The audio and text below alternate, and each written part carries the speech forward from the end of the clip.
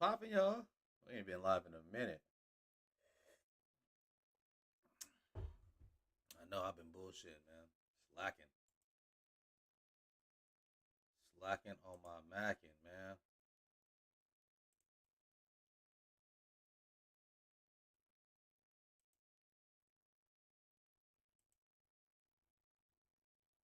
But we here though, man.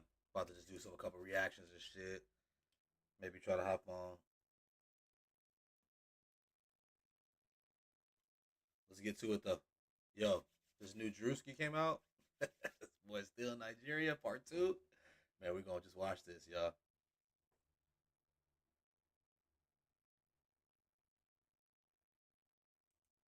All right, y'all. Let's get it cracking. New Drewski. Could have been records. Nigeria part 2. Let's get it.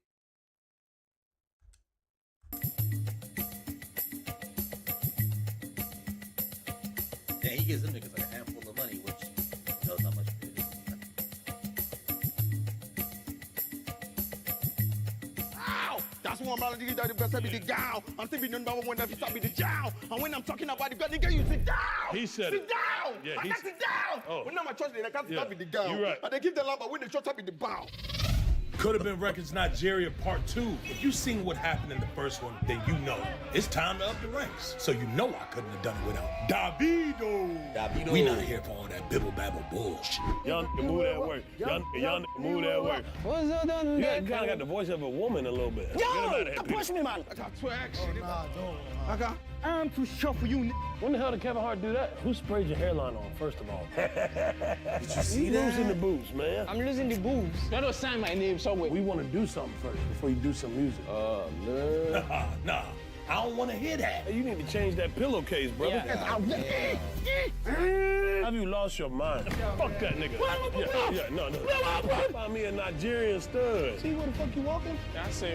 We got you right where we want you, player. Chill. Fuck that nigga. Appreciate that, big dog. Oh, hell no. Okay, slow down, 50 Cent. How you doing, bro? So a lot of these cats are What just they call messing this? around, You- man. They want this? No, you got your Johnson up. Huh? Yeah, your penis. What's that, bro? Yeah. Your penis. No, your penis is... My penis. My penis? No, it's your penis, not your penis. What I saying, bro? Whoa. No, you right. Yeah, man. Yeah, you got it. I got it, bro. Fuck it. Yeah, keep the pants unbuckled. Yeah, you got it. He's wild. You can keep them unbuckled. No. Yeah, keep the pants unbuckled. What the hell is he doing? You got it. Yeah, you got it. All right. How you doing, bro? Well, you fit the stereotype, I'll tell you that. Yeah, you definitely fit the stereotype. Yee! Okay, they said this would happen. I tried to tell them this wouldn't happen, but they did say this would happen. That's some. All right, How do the neighbors feel? Get them out of here in the safest way possible. All the neighbors. What happened, bro? Yeah, nothing. I should get you, man. No, you good. What happened, bro? No. What happened? Yeah, No. yeah, sorry about that. Yeah, make sure he's safe. What the I went to hell? nuts. Yeah. Make sure he walked that way. What is up, bro? Hey, no. Whoa. Yeah, make sure that nigga. Whoa. Yeah, make sure. What's up, bro? Make Hey. sure that Jump nigga. on, why he jump on brush? Like, damn, I'm black, but that nigga right there, a monkey. Yo, what you doing, man? What's Damn, up? Did a small bus just pull up with all y'all on it? What you say? That's messed up. Yeah, you got it.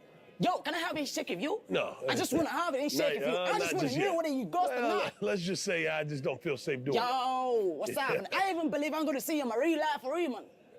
What's up? Can I just, please? Yeah, just back up All a right, couple I'm about steps. that. Yeah. But can I just for real, just for once, 1 minute. Please though. Do what? Can I just have a shake? I just want to know if it goes You want to shake my hand a little too bad. I know, Yeah, man. nah, you That's feeling the one, man. For real. I just didn't even know noticed I'm going that to see you in my Juice real got life. That's all you want. All you want is a handshake. Just the handshake. Please, can I do? This nigga stupid. I'm not need up for You ain't this. gonna- hey, yo, hey, yo, just watch no, it. Hey, no, hey. I'm not half-full. Not too I'm not going to fast. do no shit. I ain't have no You shit. feeling it? Let's just hear what you got. I want to hear some I'm music going to tell you one first. thing. I only believe in God. Can I just a minute. I promise. Y'all trust this nigga? Let's have a Nigga, meeting. just One trust second. me. One second. I am the bad. I'm not let's bad. have a meeting. Y'all come in. Y'all All come in. right. Y'all come in. Okay? You said what? Let's have a meeting. You know this nigga? He costs a lot, boss. He said no. Don't shake his hand. Yeah. Don't do it. Peter, don't do it. Peter Papa. Yo, just trust me, man. I ain't never doing the shit. I'm just a peaceful man. You're just a peaceful man, huh? Just I believe might me. trust him, Peter. Don't do it. You just do. I promise. Just a handshake. I'm good, you know? Peter You Papa, know what I'm saying? nigga. That's Peter, I it. want to do it, man. I love my people out here. Hey, yo, I know you do, He said, man. don't do it. Can I just a handshake? I'm good, you know? That's all he want, Peter. Yo, that's what I want. Peter, all he want is a That's handshake. all he Yo, want, that's the Peter. handshake. You can boss me out of like, man. Yeah, Can I just? Don't do it. Just a handshake. If you're gonna just chop it out, I'm good. No, cause okay. Come on. Nigga, I ain't even have a job. I'm not gonna do the shit. Just believe me, man. I'm real. Yeah, let's get him the fuck out of here. I don't trust him. Yo! I listen to what Peter. the I you don't listen to touch me, Peter. man. I listen to Chill Peter. out, chill out. I'm gonna Peter, go out. get him out of here, Bro, man. chill out. I'm gonna go Peter, out. get him out of here. Yo, Get him out of here, don't Peter. push me, man. Peter, Yo, out of here. fuck Get him the out of here, Peter. man. Yo, I just wanna Did we have you pat him say down? no. Pat that That's for down. them, man. Pat him down, man. Yo, Make sure we watch that too. There's two niggas we need to watch. Yeah, just keep eyes on the two crazy niggas that got off the bus over there. Yeah, they tone it back a little bit. I can get touched right now. A couple niggas back there that got machetes. Don't worry, we're here. Don't worry. Yeah, that's Peter Just Papa be said. He too said. Remember aggressive last with time? I actually with the people out here. We're here with you, don't worry. All right, don't be too touchy-feely on them. Okay. You know, Peter That nigga Papa. pants Yeah, almost Peter fell down. Papa, right? Just slow down with the, you know. Peter Papa ain't fucking around, dude. We ain't got to push him out of here. Y'all gonna get him the fuck out of here, but you ain't got to push him out. How far? You know the use accent on this side. Oh, this is a different part of Nigeria? How big is Nigeria?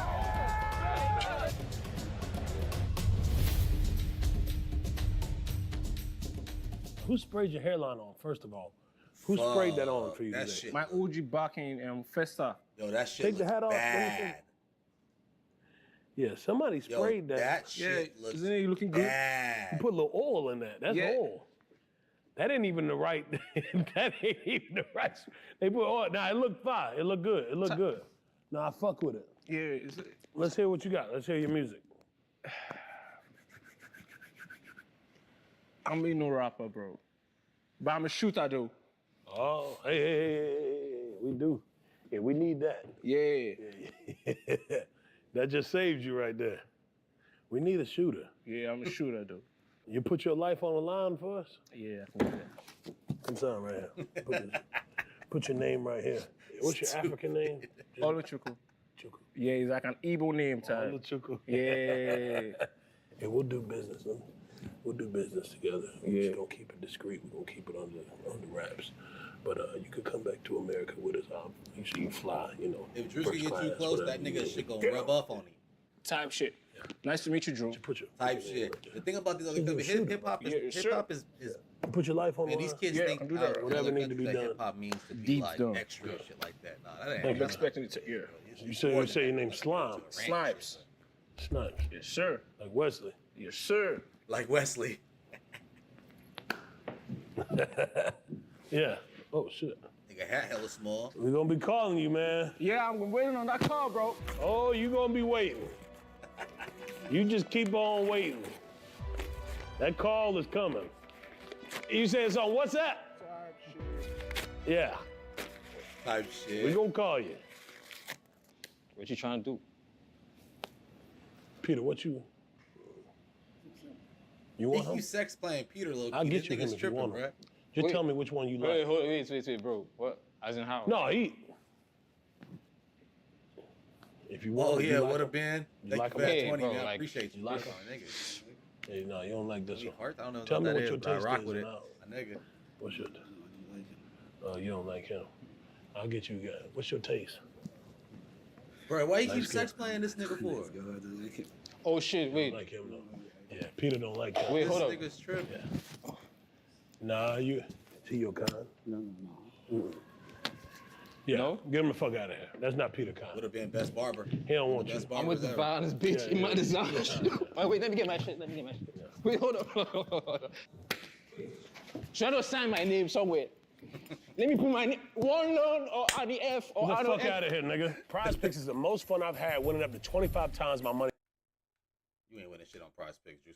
Guaranteed, no matter what. Prize Picks.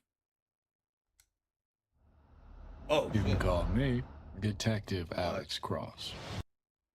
Look, new Alex Cross, that's what's up. But yeah, man, hey, we close, y'all. We about 25 people away. Get that 100 subscribers real quick. Boom. Get that Amazon Premium. No, that's not. What is it called? YouTube Premium or some shit like that? YouTube Plus? No commercials, you know what I'm saying? But nah, anyways, this boy Drewski's crazy, man. I want him to go to other countries, but they just be kind of wilding and they're just happy to see him, you know what I mean? I think a funny thing would be bring it back to the States. Try somewhere else. I think he's done New York, he's done Miami. I think he's done Chicago too. LA. Try something random like Seattle. You know what I'm saying? Try something random like, I guess, Canada, since he be dick riding Drake so much. He should do Canada, you know what I mean? Everything.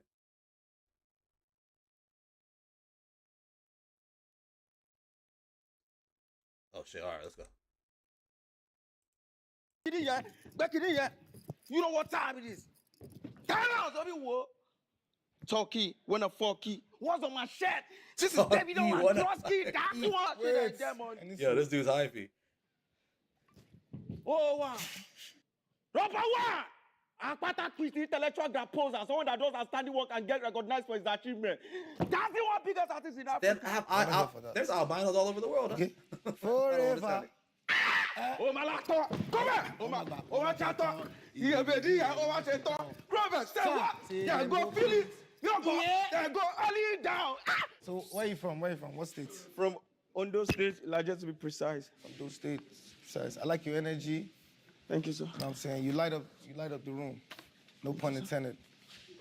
So here's the thing with this What are Devato you doing guy. for us today? He's from I got Atlanta, swag. Oh, nah, but I think don't. he's from I got- Nigerian. But where's he's like, this- first generation dude. Tell me when they Sometimes he can ride. sound Nigerian, Punchline sometimes dripping, he no can cause but they sound try. American. You know what time it is? This is But I past, no think be he really fight. talks like- Punchline dripping and I I'm giving her the talk like eye. this regular Them guy. go feel it. Yeah! Them go on it down. Jack it. Them go on I don't know too much Only- about that stuff. Them go. That's the one. Man, This dude right here is crazy though. Koko koko, kori koko, koko koko, koko koko, koko koko, kori koko. 260 billion pounds. That house will be one. Should I Where did he get get those red money? boots from? I I thought like they were your hard to energy. come You by. deserve it. You deserve it. Could have been. You should have been. You should have been ready. Anything? I fuck with you, man.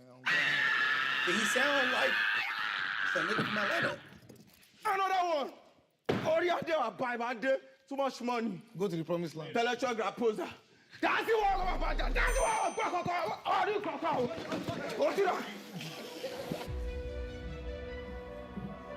What the fuck is that? Nigga, this ain't tequila, this gasoline. Boy, this gasolina.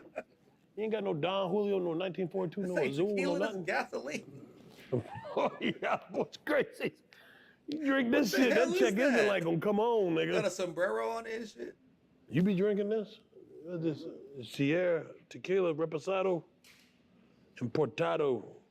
It's tequila. Yeah. I don't drink nothing when the bottle plastic. I don't drink it. I stay away from any plastic bottles. I don't drink it. I don't touch it. If you take a sip though, I'm cool with it. Yeah. Peter pop off. Just pop off one time, Peter. That's all. Oh, this nigga rocking Hellstar? Hey, nigga. You from the west side of Nigeria? What's up, boy? What it do, boy? Yeah. What up, nigga? Respect, my nigga. Yeah. Tight Yeah, shit. nigga, tight shit. Tight shit. You cool with Davido? Yeah, I'm cool. Yeah, I'm cool with Davido. You cool with Davido? Yeah, we chill. We grew up together. You grew up with Yeah. Davido. Yeah, I grew up with him. What's his real name? What's his government? His government name, Adeleke David. You said what? Adeleke. You're supposed to know Adeleke now. What? Get the fuck out of here. This nigga lying. Get him out No, of I'm not lying, bro. here. He don't know Davido. I know David too. His name is David. Hey, hey. God damn, Hey, Peter let's pop tone it back, off. man. Hey, you been a little juiced up. I done gave you some tequila shots, but you slow the down. I gave you a little bit of tequila. You had some of this See, that's what it is. It's sombrero tequila. You getting the barking, nigga. Hey, you tone it back, huh? Oh, shit. You want a little bit, couple more shots of this? You gonna tone it back. All right. You doing good, man, but I want you to keep the job. Yeah. I ain't trying to Don't fire pop you. off, and I Peter. ain't trying to, you know. Peter, pop off. Don't Just pop tone off, it back, bro. man. I know you had a couple of little sips with this bullshit plastic bottle tequila, but don't get ahead of yourself. You ain't the boss, nigga. You ain't the boss, nigga. You ain't the boss. All right? Slow down. Hey. Oh, I love that. Let's see a scene from I your favorite love movie. the handshake, bro. Gotta be It's Kevin funny Hart. to me. Yeah, do Kevin Hart. Man, bro, you been looking at me like I'm too short for you, nigga. I could climb over you. I could climb over your ass right now, bro. I told you we gotta get that money, nigga. I don't trust you a bit, man. You go to the back door. I go Wait, to the what, front. what scene from Kevin Hart was that? When the hell did Kevin Hart do that? Kevin Hart don't even be saying that much. He's black. He says nigga a lot, especially with. Hey, man, not all black people in America say I was that just much, about to man. say that right now. For real. But go Don't ahead. do that. Don't do that. That's racist. Okay. What They scene just did think- you see from Oh, Kevin Hart where he God, I said don't know what that started, much? bro. Now, you said 17 times right there. The Jumanji and the recent one. Oh, yeah, he That did say nigga did a not lot in say nigga Jumanji. in He said Jumanji. a lot. And bananas. Wait, no, he he said didn't. bananas a lot. He didn't say nigga at all in Jumanji. He said he called like Rock the nigga a lot. Say he was a. Oh, he called the Rock. called the Rock a nigga. Yeah, he did call the Rock a nigga. How many times he I'm said? sure How The many Rock times? I couldn't count, bro. Like if I could watch a movie, I Rock could is count for you jogging right and now. He called the Rock a nigga a bunch of times in that Bunch of times, motherfucker. I think I remember that.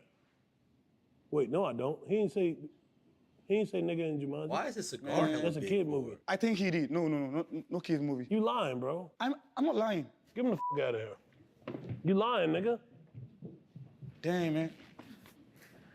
Kevin Hart don't even be saying the N-word that much. He think all black people just say That's stupid, boy. Nigga, why?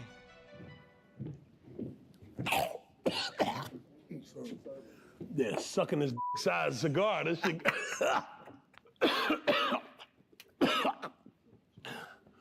I done sucked that size cigar back to the throat. That's sucking the back of my dick throat. size cigar. It's all good. Thank you, boss. I was curious why he was going like this. It was like this. Shit, was Like down Pinocchio's nose. Hold the up. Yeah. How the do you got a Memphis accent out here in Africa? Well, it's a lot we can't talk about, you feel me? Where did y'all fly this in from? You from Africa? Yeah. I'm from right here. The fuck you mean hell yeah right here? I'm from right here, Lagos, Nigeria. What the fuck you talking about? What'd you say? What part of Nigeria? Lagos, Nigeria. Oh, he must be Drew Oh yeah, Smith's that nigga. friend or something, or deportee. Or You might be from Lagos, Imagine a Nevada, person- nigga. This In nigga, yeah. Vegas, Nevada. This nigga, you think I'm scamming you? Nah, bro. they just trying You really to you stay out here? Yeah. take it away. Where you get your accent from? Who you grew up with? Shit, YouTube. Watching you. I learned it from you. Yeah. I like that. What's your name, bro? Timo, Senate President's son. Senate President's son. I'm official. You were deported, weren't you? Hey, we can't talk You were about deported. that. Hey, not too much now. That nigga was deported, Hey, man. not too much now. Yeah. If you got kicked out of our country, what you think they're gonna do to you? Deported, man. That shit crazy. Fucked up. What the? We started eating some chicken. All right. Yuba. My man, Yaba. my people.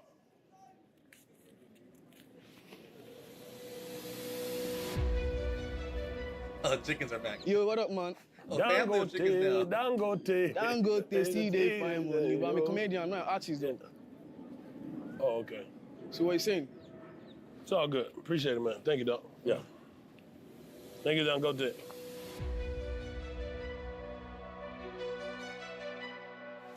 He's got a computer? How you doing, my man? I'm Gabzilla. I'm a digital artist. I make artworks for musicians. I'm also a content creator. I change creativity to content. Appreciate it. Too noble for us. Yeah. You too noble. You one of them book niggas. Yeah, that's one of them book reading niggas right there. He speak too well for us. We need somebody going, you know what I mean? Nah. What Future say? Chopping that again. That's what we need. That nigga a little too book noble, too book reading right there. Chopping at the guy. That's what I need.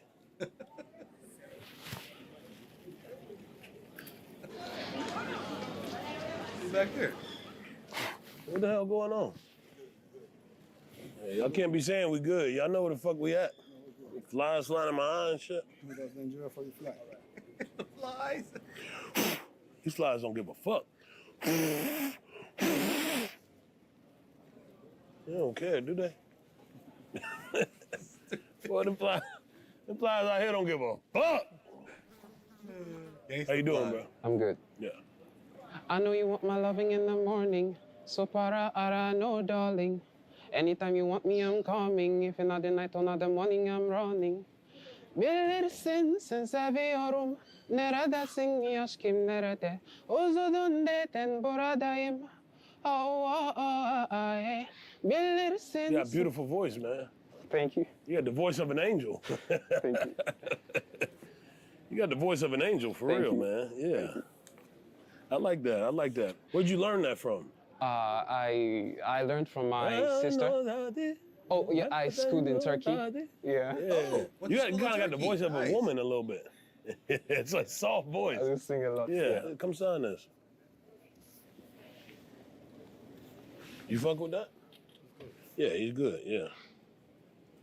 Not bad, man.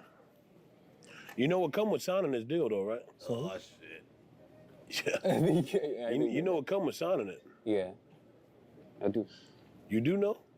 Yes. The whole, Oh, no. I saw that. You might want to read some of that. Oh, okay, that's fine. Sorry. No.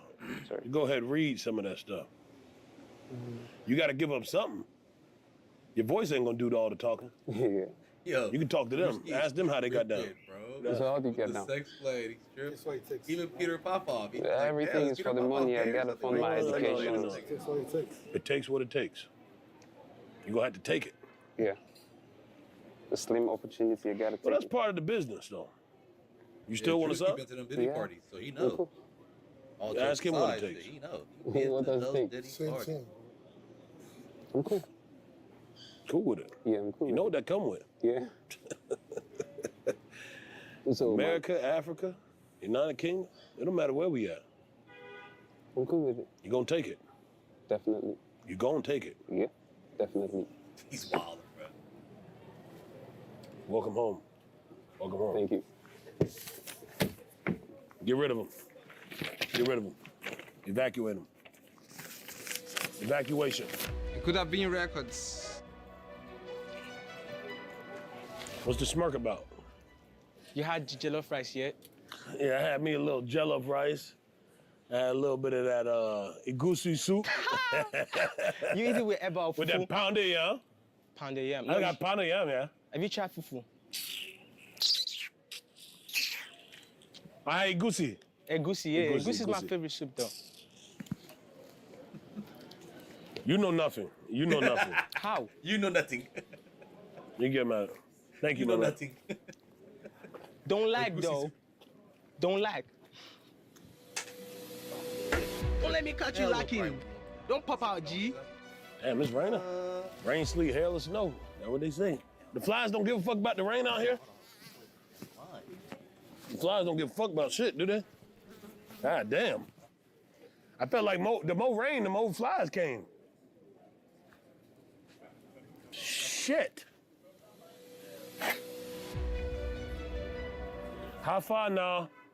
Joss, have fun now. Yes. Get him the fuck out of here. That was how I feel just seeing you, man. My God. Thank you, brother. Man, big shout out to that nigga, man. He's doing something right, man. Could have been records, baby. Oh, okay. I that have was traveled all around pretty the world, simple. and there's no place like He just wanted to come through, shout him out real quick. That was pretty simple.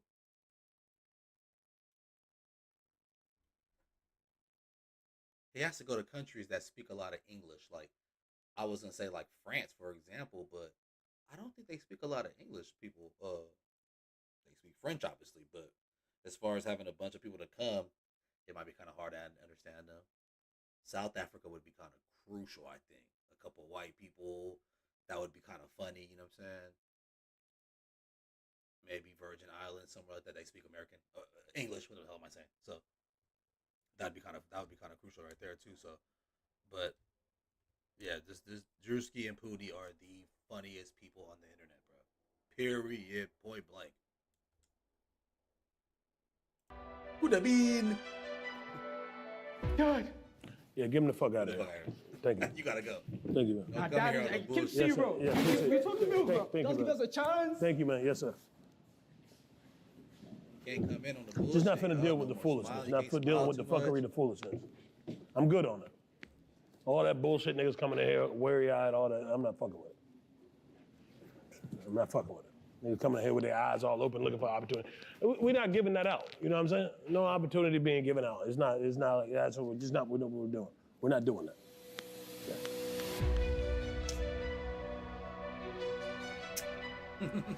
Say my people join the supper, crying like When you say my joker, people, and when you that say my can make people. you see for yourself. Yeah. Problèmeoti yakpa, c'est du problème oti yakpa. The problem with the yapa. Exactly, you feeling Yeah. it? You feeling it? You know I'm from Lagos as well. You're lying to me, bro. I got 2% Nigerian in me. For real? Yeah, it all went to my cock. Ah, man, that's crazy. So I feel a lot of the lyrics that you're talking about. My people, my Remember, people. remember Drewski Yeah, wrote the because Bird I'm one of your and people. White Boys and shit like that. Yo, you're one of my people, right? You know what comes He with does a being lot on of Cooking Records, gay right? jokes. What's this I cool? don't That's know, just actually. Well, I'll I let think- Peter pop off to let you know. Peter, you can tell them what comes with being with the label. You like dreads? No, I was keeping dread before. Let's take it off. It's to go. You like dreads? Yeah. Yeah. That's your type.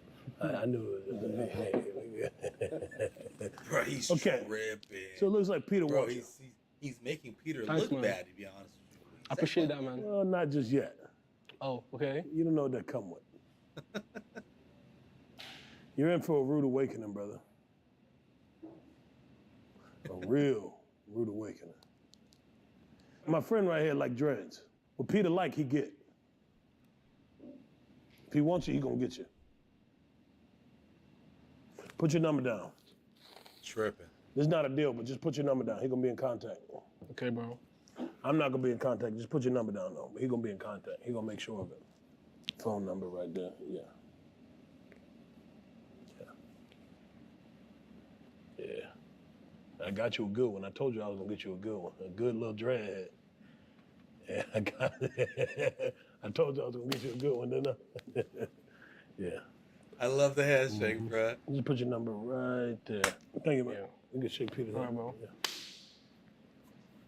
You feeling it? Oh, you gonna feel it. Okay. Yeah, you feeling it, all right. All right. Oh. You gonna feel it. Okay. Oh, Thank you, brother. Yes, All right, dude. all right, Peter, thank you you. can take it. Oh my God. We'll have him hit you up immediately. His people gonna be in contact with your people.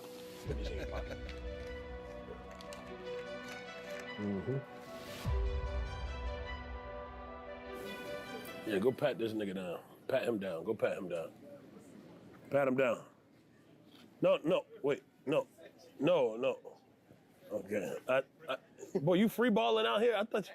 I know, I don't Fuck it. Yeah, he ain't got nothing. He got lit. Okay. You free balling out here? And I Nigeria, saw you nigga? doing this on video. Yeah, he probably can't afford no draws, bro. His crew is critical. Okay. He said that Nike hat. He ain't got no And draws I'm on. Hey, this is a crazy Tripping. place to be free balling. I mean, damn. Let me see. Yeah. Okay, like this. Yeah, you ain't got no I got some balls. All right, pull him up. Pull him up, man. Pull him All right, all right. up. It's just a Yo, crazy this nigga's place to be wild. free balling. It's not the best place to be free. There's a lot of shit out here, man. You Yeah, go, you you might go go fuck around and mosquito catch bite. something. A lot of shit in the air out here. You put some drawers on, man. What's your name, bro? My name is Justin, aka Pop Baby. You call you Pop what? Pop Baby. Pop Baby. Pop Baby, like the pop there after Pop Smoke. You know, rest in Yeah, peace to him. Pop Baby like Pop goes the weasel. Pop, no, Pop's up, nigga. You gotta pop. Pop up, nigga. goes the weasel. That's it, man. Yeah. It's crazy.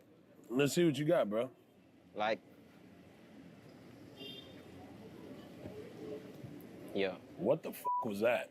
You know, some flows. Get him the fuck out of here, man. Thank you, though. Hey, don't do that to niggas. Yeah. Let me walk by Thank you, myself. You know, I appreciate it. Yeah, let him go. You ain't got to touch it. Yeah. Them pants weighing him down enough.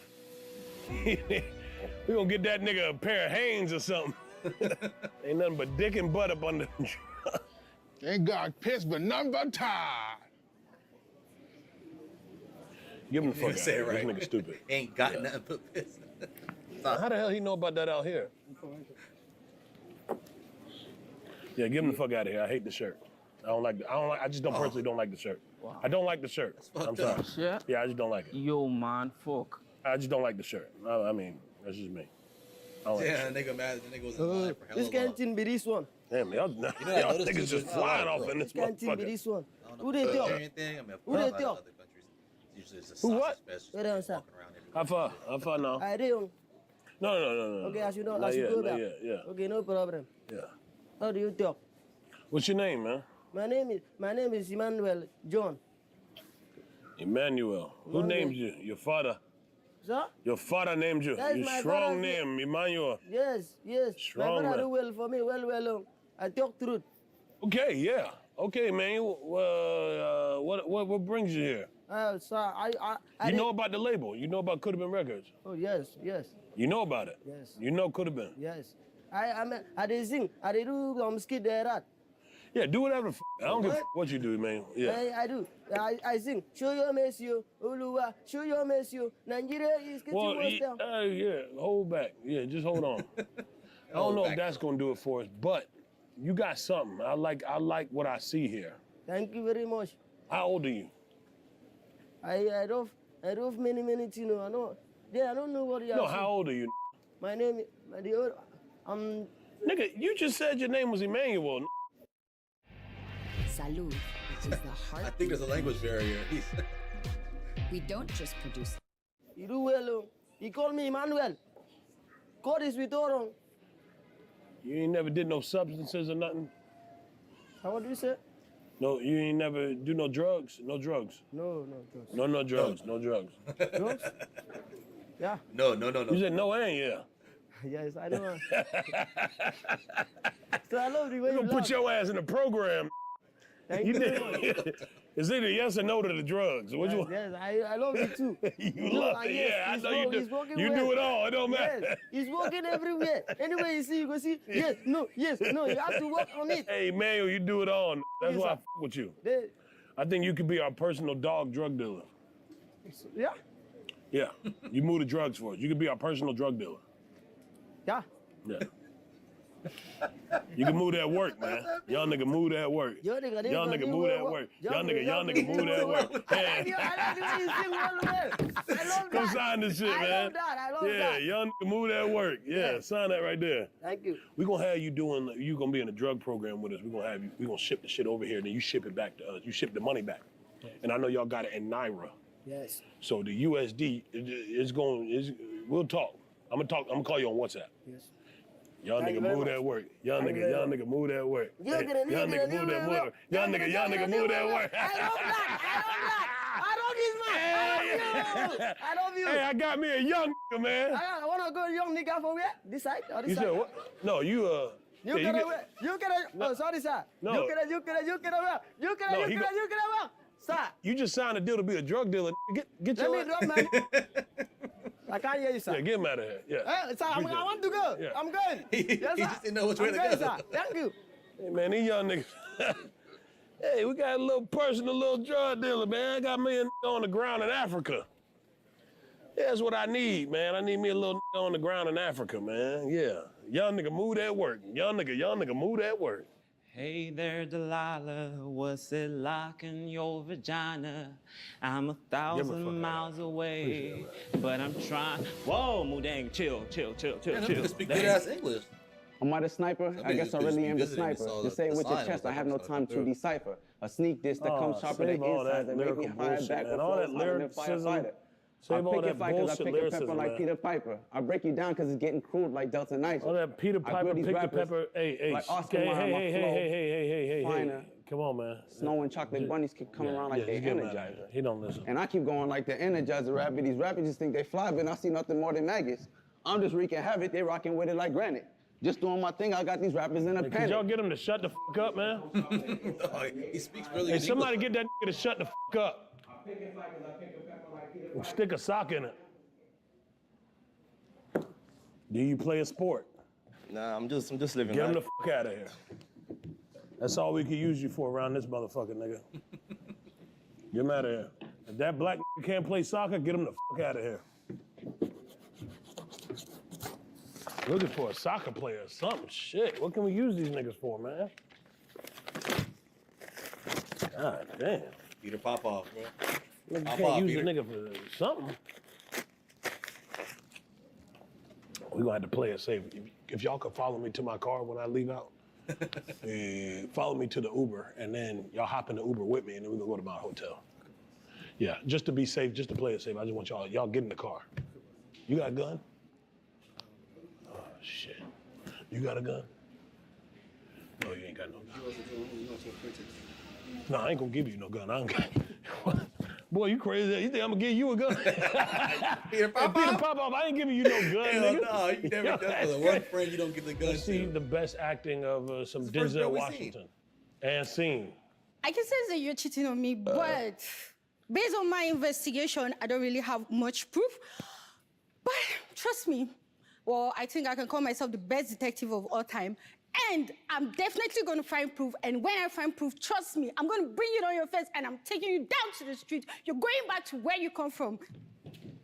I'm sorry. That's just how it is. That's just the industry.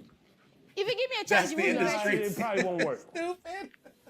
That's not me. That's just We in the streets, we in the trenches. It ain't no place we can't go, man. This is what we doing. There's no that's not place me. we can't fucking go. Riding a Maybach in my city, this tough shit. Give us a 360. You know? Good enough. All right, come sign this. Yeah. I knew it. Period. Yeah. I knew it. What's that lyric you said right there on that last one? Riding a Maybach in my city, that's tough shit. Yeah. All right. Okay. Okay for You Nigeria. riding that Maybach. Anybody riding the Maybachs here? No.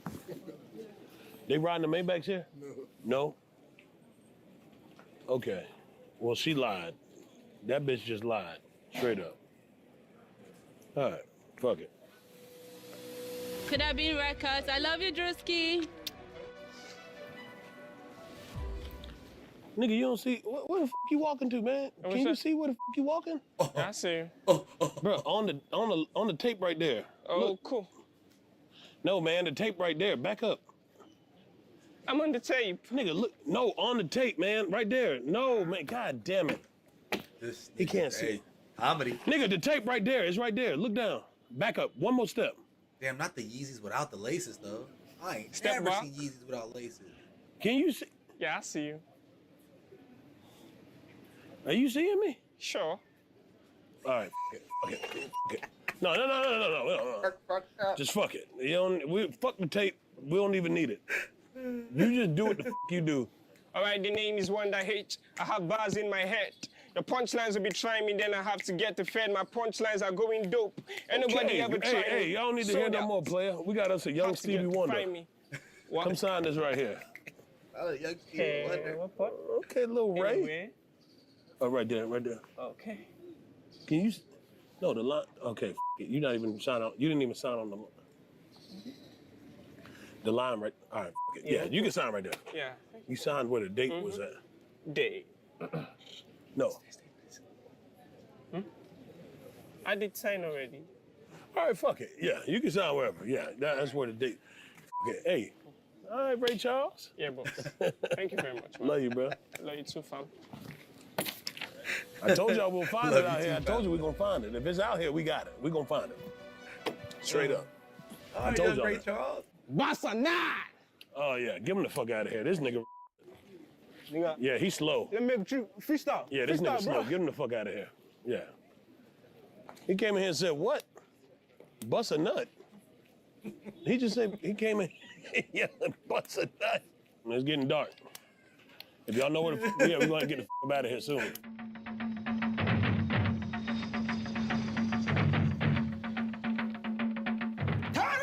So me whoop. Wait till there are 60 billion pounds. You know what time? Cool down, Biggs record.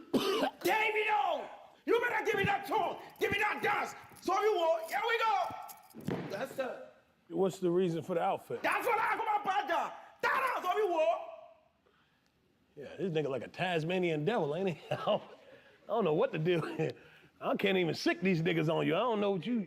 First Albino rapper, my body going in. Oh, yeah. Dropping, Albino. drinking like a thing going in. I did la phrase au paper, zona la face. Yeah, y'all clap it up. Y'all clap it up. Clap it up. Clap it up. That's what come up badger. Tell me this stuff for me. I never do anything. Even Dusky, they clap for me. That's what I come up badger. Besson, badgers! Is it a dick up under that skirt? OPO. He had cock? He got cock? Okay. Yeah, go ahead. That's you, Alonso. What do you want me to sign? Is he a check or you have to press? Signature, okay, now, yeah. Signature. It's just a you joke. got a lot going on, player. I don't know. There's a lot going on right now. The fake Poco. Yo, there's a lot going on. Worldwide, intellectual grab poser. Someone that does outstanding work and get recognized for his achievement. No, this is not even a real contract. No phone number. Phone number is not in there. No account number. No, I know they drop account number.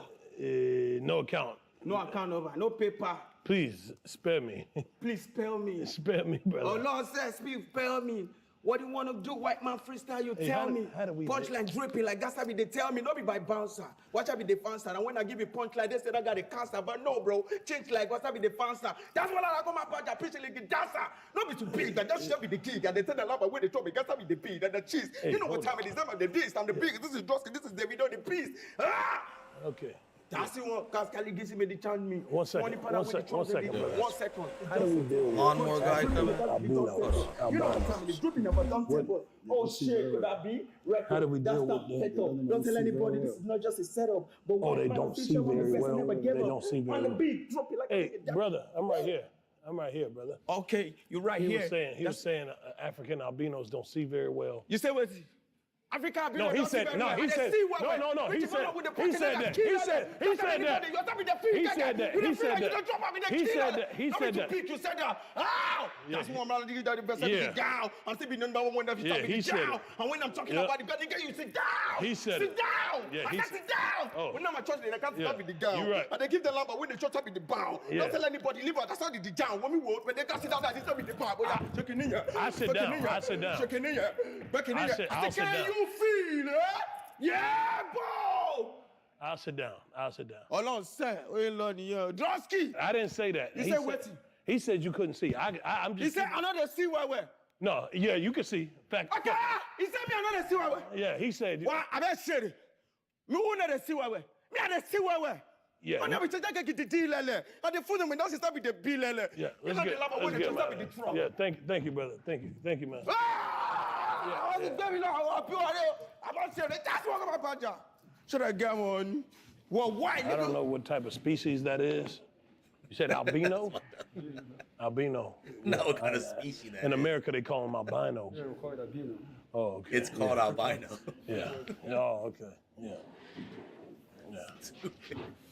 Yeah, It's called albino. I'm fat like a bread or papa. Fuck them. Hey, fuck these niggas. Say fuck them. Fuck them. These niggas. Fuck them. These niggas. Hey man, get him the fuck out of here. Get him the fuck out of here. Fuck that nigga. Whoa, what's up, OG? Come on, homie. Fuck you, Drewski. That's the timing we on, player. These niggas, man. These niggas. These niggas. These niggas. These niggas. These niggas. These niggas. Hey, whoever come in here, nigga, they gonna have to deal with this shit, nigga. Man, nigga, this. That. Man, that. Shut that. That's the kind of timing they on. That's cold. Hey, 2 things up. Yeah, fuck these niggas. Yeah. Yeah. Yeah. These. These. These. These. These. Let's go. These. That nigga. Fuck that nigga. Fuck that nigga. Yeah. Yeah. Let's get this video to 100,000 likes and let me know in the comments where y'all want us to come next. That's what I come up. Yeah, Drew Drewski's a crazy motherfucker, bro. Where do you think he gonna go to next, bro? Bring it back to the States, man. That shit would be funny, man. Shout out Drewski, bro. This dude's crazy, my nigga. And then they gonna have the damn y'all heard the lawnmower? This shit sound crazy. Shout out to the lawnmower guy. I used to like to weed whack my own grass. Now this comes with the crib, I guess. So be it. That shit crazy though. Let's see what we on. Let me do something real quick. Young nigga, move that dope. Young nigga, move that dope. Move that dope. Move that dope. Young nigga, move that dope.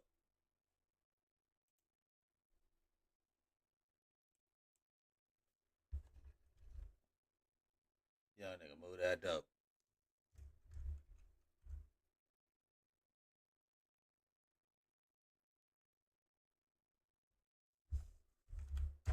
Oh shit, hold on. Let me type this up real quick.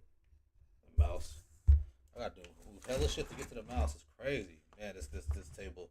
And you know me, I'm not a crowded person or cluttered person, but damn, this shit is cluttered.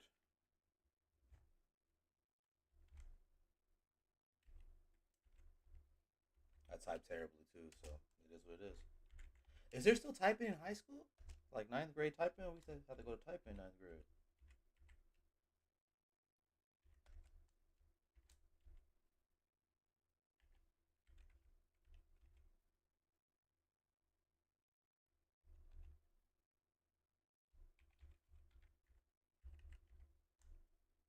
Y'all nigga move that dope. Y'all nigga move that dope and move that dope and move that dope. Y'all nigga move that dope. Y'all nigga move that dope. Okay, lawnmower dude just came and went, huh? That's my dude. That's my folks. That's my boy.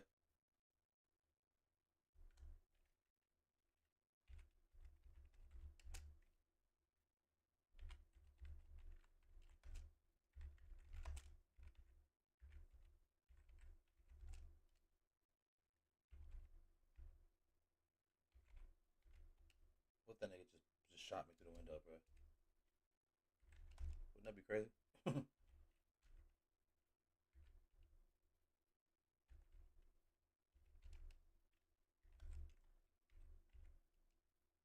Part 2.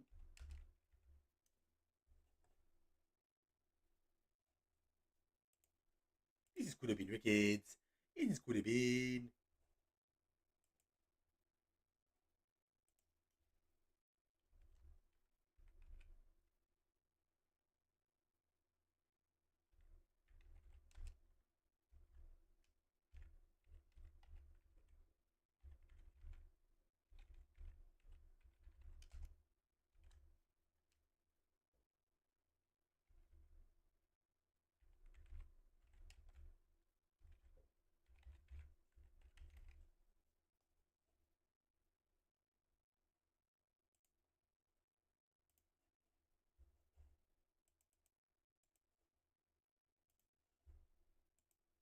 This just seemed crazy. He keep walking by the window and shit. Nigga scared me.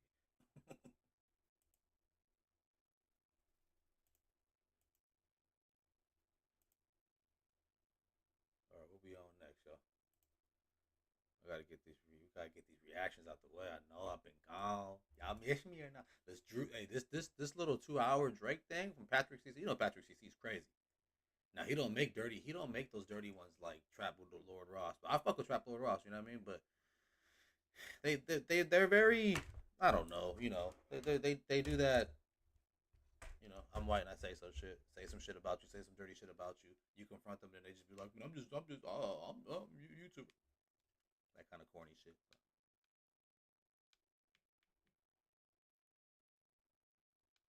Are we on it? We might as well. Strap in, guys. Keeping to myself because it's just so unpredictable. I don't know why I start in the middle for. What the fuck? I have never watched this shit. Superstar rapper Aubrey Drake Graham just filed 2 petitions. Y'all ready for this?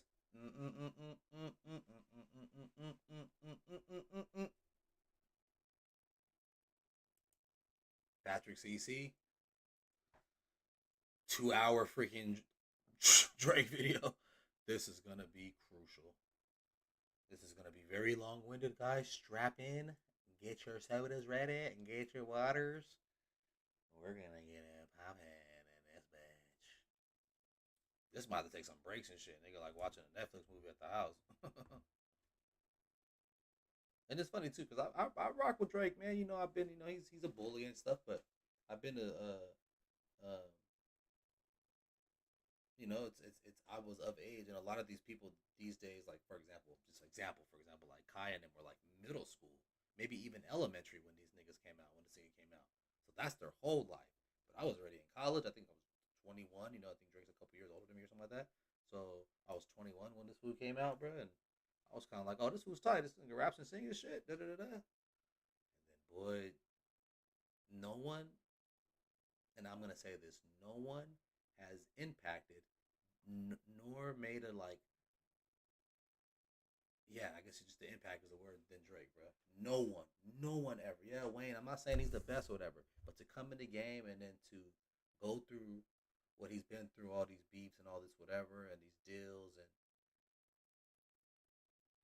just the most the most rap rise ever, it seems like, you know what I mean? Now, of course, he gets away with everything because he's Jewish and all that good stuff, but my coffee done yet? You know what? Pause on this one. I'm gonna go get some coffee real fast. Hold on. Refill it. Get some water in it.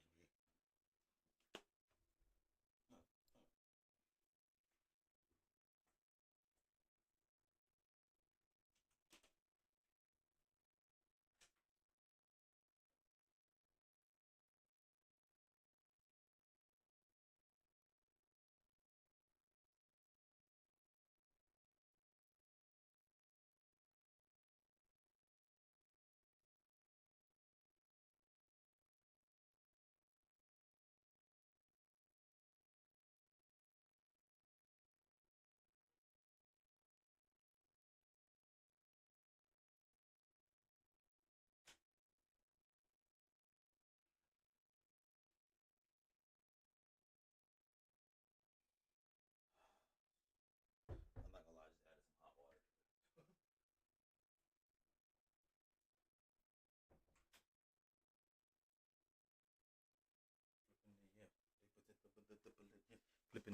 Flipping the yams. I'm flipping the yams. Flipping the tip of the yams.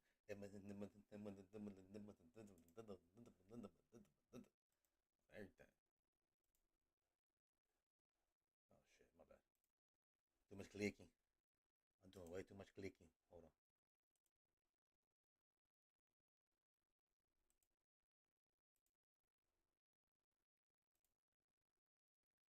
Anyways, back to what I was saying.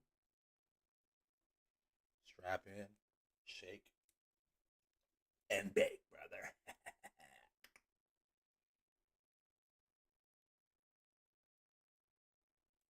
Patrick CC Drake. Superstar rapper Aubrey Drake Graham just filed 2 petitions against Universal Music Group for defamation, on the grounds that Kendrick Lamar's hit song, Not Like Us, falsely painted him as a certified pedophile. Additionally, Drake alleges that Universal and Spotify used bots to artificially inflate the stream counts and sales numbers of Not Like Us, as well as illegally paying for the song to be played and promoted all around the world, again as an act of a smear campaign. And while 99% of people think Drake is just acting like a crybaby sore loser of a rap beef, that is just a tiny part of the bigger picture. Kendrick is likely just a small pawn in what really is Drake versus the most powerful people in the music industry. Most people are not willing to address the real corruption and chaos because it's easier and funnier to just treat it like 2 petty rappers writing poems about each other. But make no mistake, Drake is not a victim. This attack was a long time coming, and likely a response to his 15-year-long calculated measures to obtain power and control over his peers. And while Drake is currently trying to dismantle the corrupt music industry, there is no doubt he participated in and benefited from the corruption for years. And because of his recent efforts, he may have finally crossed a line that he cannot retreat from. Drake is putting his entire career and potentially his life on the line, but is it too late? Today we are going to discuss Drake's rise to power, the enemies he made along the way, why his power is such a threat to his enemies, and how this is going to change his career and the music industry as a whole. The singular most important factor in becoming successful in the music industry is building and obtaining power. Power, leverage, influence, and taking advantage of others is just the way the music industry works. And you might be thinking, Patrick, that's every industry, which is kind of true, but the music industry is different for a couple reasons. First, music will never go out of business. People will never stop wanting to consume music, whether we install computer chips into our brains or listen to some guy play the guitar on the street. Music will never die. Therefore, artists will never stop pursuing that dream. No matter how bad it gets, no matter how ugly, dirty, grimy, risky, and corrupt the music industry is, there will still be countless artists trying to get a taste of that dream. There will always be demand, there will always be supply. With that being said, music is always changing rapidly. Music is so dynamic and subjective, and what people are going to like is almost impossible to predict. That's why it's so difficult to remain popular for long periods of time, because by the time you get enough skills and work enough magic to make the right record and the right sound at the right time, people's tastes just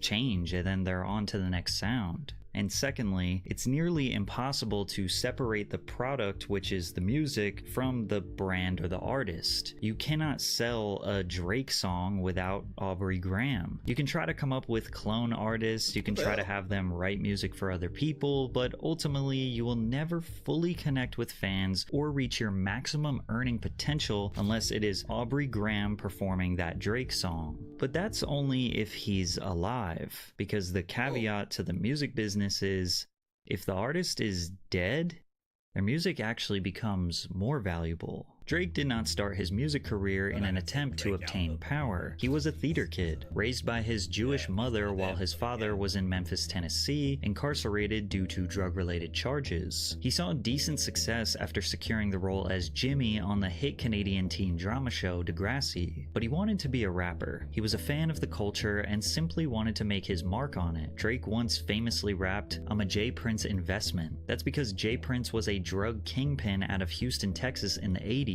In efforts to make his business more legitimate, he started a record label, signing iconic rap groups like the Ghetto Boys and UGK. J. Prince's son, J. Prince Jr., discovered Drake on MySpace. They took a risk on the light-skinned Canadian boy and introduced him to Lil Wayne and Birdman. With the cosign of the biggest rapper in the game, Wayne fans immediately took a liking to Drake. Within 3 years, he topped the charts via collaborations with Wayne, Kanye West, Jay-Z, and Eminem. Drake was the fastest rising young superstar in hip-hop, but in 2010, Drake realized his throne was vulnerable, and he made a crucial mistake that he would never make again. And I don't want you to make the mistake of buying tickets anywhere else but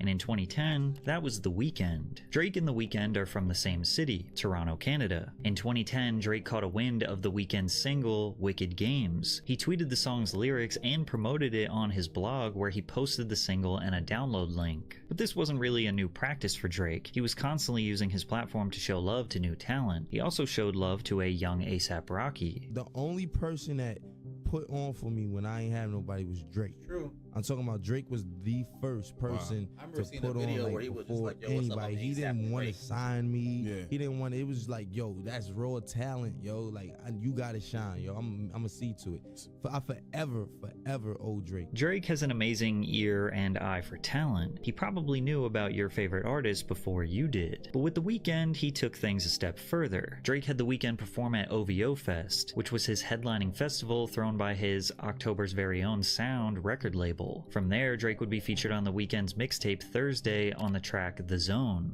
Drake took The Weeknd under his wing and spent a considerable amount of effort pushing his imprint, EXO. He mentioned OVO and EXO so much that people already thought it was some sort of business partnership. And that's because Drake knew The Weeknd was a superstar in the making. He even thought The Weeknd could be bigger than him. I was waiting to see the next individual that would make history that could potentially span far beyond mine, and I feel like that person is on the other end of this phone with me. He goes by the name of The Weeknd.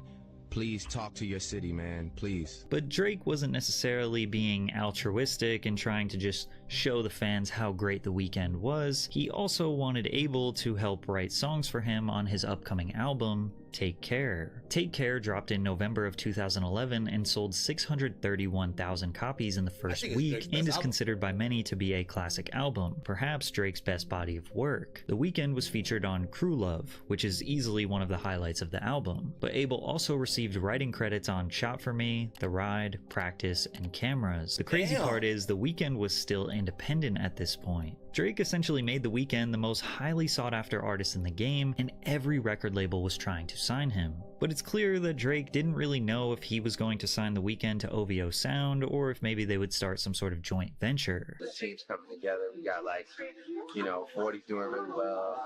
We got new additions, we just sort of have this affiliation with The Weeknd. It's really great. He's on the album a bunch. It's safe to assume that since Drake helped him jumpstart his career, that The Weeknd would stay loyal to him. Drake stayed loyal to Lil Wayne and Birdman, so maybe he figured The Weeknd would do the same. But he didn't. The Weeknd signed with Republic Records in a joint venture with his own label EXO in 2012. And the day that the news broke, Drake tweeted, "You won't get away with just a thank you. You owe me a favor." Perhaps The Weeknd didn't like the feeling of giving up half of his material to boost the success of an already popular man. We know this based on his 2013 interview with Complex, where he said that his album, House of Balloons, had way more songs before he gave them to Drake. He described one night in the studio recording The Ride, "I had sung this melody. It wasn't a hook, just an unfinished lyric. And Drake liked it so much he was like, I need to have this, man. I know I've already taken Shot For Me and Crew Love and this and that, and me,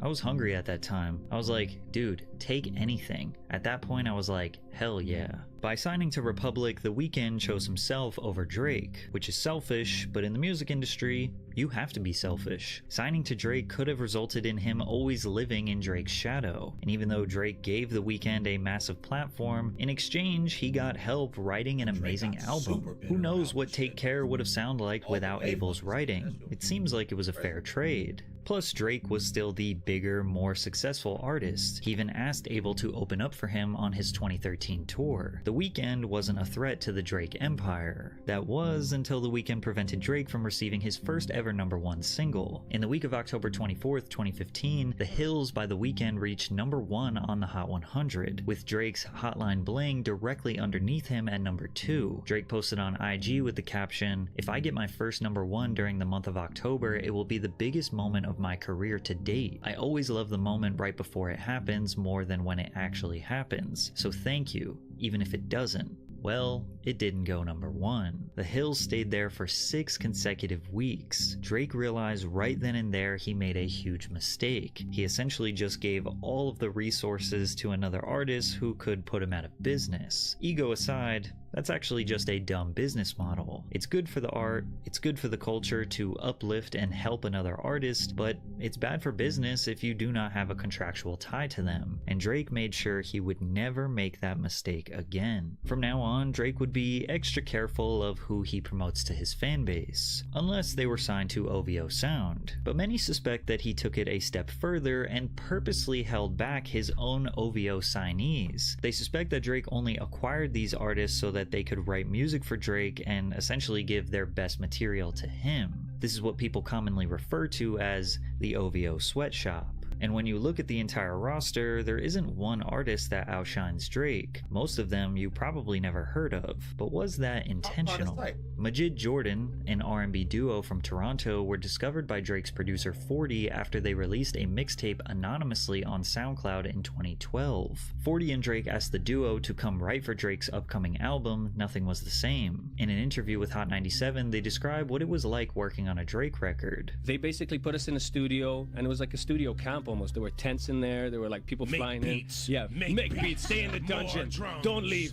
You cannot leave. Literally tents. You can't tell anyone you're working on this project. We met like so many people that we now work with and collaborate with. Yeah, it was just crazy. Like there was actually tents. Yeah, there were tents in the studio. People were camping. I slept in a tent in the studio. Everything. Well, one night during these sessions, they recorded a demo for what is now Hold On We're Going Home, which was the most successful single on Drake's album. Majid not only produced the beat, but they wrote the lyrics and and also performed on the bridge, and as a result, they were credited as collaborators on the record. However, their career started at its peak, and they have never replicated that level of success. Well, at least for their personal brand. They continue to help write hits for Drake such as Feel No Ways and For Free, but nothing they ever released under their own brand came close to matching the success of a song that they wrote for Drake. Then again, that doesn't mean that they are unsuccessful. Just taking a quick look at their stream counts from various projects and singles, they pretty easily secure well over 10 million streams per song. And Drake has featured on their projects multiple times over the years. Maybe the R&B duo just don't have the star power to become a household name. Maybe the OVO label tried to market them further, but just couldn't elevate their brand beyond a certain point. But 7 million monthly listeners after a decade-long music career is still undeniably successful. Party Next Door is easily the biggest artist on OVO Sound, yet many suspect his career has always been in Drake's shadow. Party is another Toronto native who was signed to OVO Sound in 2013. He remained basically anonymous, not doing any interviews or press for the first 2 years of his career. OVO Sound manager Oliver El Khatib described Party in 2015 saying, "He's the rare breed that writes, produces, engineers, performs, sings, all in one artist. He's pulling all of the strings. He's doing everything, so you hear his final production exactly the way he envisions it." During these anonymous years, he dropped his self-titled EP, which featured Drake, as well as his debut album, which also featured Drake, as well as spending a considerable amount of time writing for Drake's albums. But Party's success was not dependent on Aubrey. His most streamed song to date, Break from Toronto, is a solo song released on that 2013 EP. Party's music was strong enough to stand on its own. Additionally, Rihanna was the one who had the biggest hits with Party's writing. He wrote Wild Thoughts by Rihanna, When I'm with you, all I get is wild thoughts. Sex With Me by Rihanna,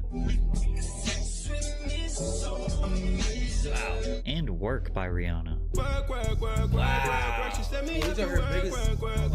To suggest Party needed Drake is short-sighted. It might actually be the other way around. You know, I know we talk about music all the time, and I'm so grateful for you. I would not be the artist I am if it wasn't for you. And that's not like even some, but like, that's not even some like, you know, I get on stage with people and I'm nice sometimes, but this is really actually like my favorite artist in the world. Like, I love this guy.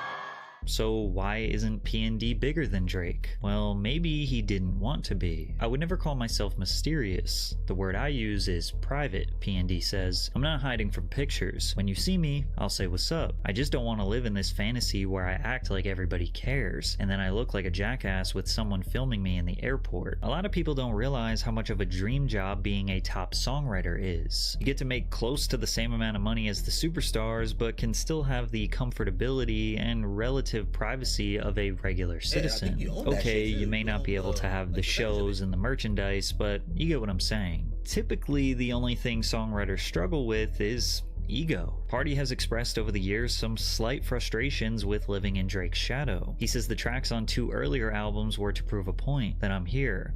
I could be here. I'm not Drake's sidekick. People use quotes like this to draw conclusions that Drake was manipulating and pulling strings to just keep Party Next Door at bay. They're convinced that right when it seemed like P&D was gaining an advantage over him, Drake called some shots to slow his growth. But we have no way of proving that. Poetically, something about Drake changed after his 2013 album. Nothing was the same. Up until this point, he was perceived as the Canadian nice guy who makes dancey songs that the girls like. He was soft-spoken, humble, and kind. Perhaps it was because of all the gangster rap music he was listening to. So you want to know? Yeah, what are you into? What are you listening to? What are you feeling? I've been really inspired by I just got the perfect gift for my boyfriend that was 20.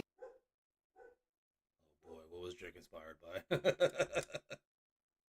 like some real just gutter hood music, like just listening to like Lil Reese Savage mixtape, listen to Lil Herb, Lil Bibby, Fergie. You know, I'm proud of Ferg, ASAP Ferg. He's been killing it. Or maybe he had a slight chip on his shoulder after Kendrick Lamar infamously called him out among other rappers on a song called Control. After name-dropping Drake, Kendrick rapped, "I got love for you all, but I'm trying to murder you. I'm trying to make sure your core fans never heard of you. They don't want to hear not one more noun or verb from you." This song is arguably the origin of the infamous Kendrick Lamar vs. Drake saga that would go down 10 years later. Before Kendrick's deep-seething hatred for Drake, he called him and many other rappers out in the spirit of keeping competitive hip-hop battle rap alive. But Drake did not respond via song at the time. It seems like he didn't take the diss as a truly competitive rap beef. He actually felt like Kendrick was a phony. After Kendrick's thing, you wouldn't, I noticed you didn't really get into that too much, so. I just like, I don't know, it just wasn't real to me. It's like, I saw him after that, and it was just like, love. So it's like, was that real, or was that just like for the people? You know what I mean? I think it's a sparring kind of sport. Yeah, but at the same time, it's like, you know, then let it be real then, you know? I mean, because those were harsh words, right? So it's like, you can't just say that and then see me and be like, yeah, man, what's up? Pretending like nothing ever happened. Like, that's not real. That's not, to me, that's not like the nature of battling. I mean, there's passion behind it. There's anger behind it, you know. I personally enjoy making like great music and bodies of work over like being the talk of Twitter for like 5 days, you know. But you seem just now a little irritated by it. No? Really?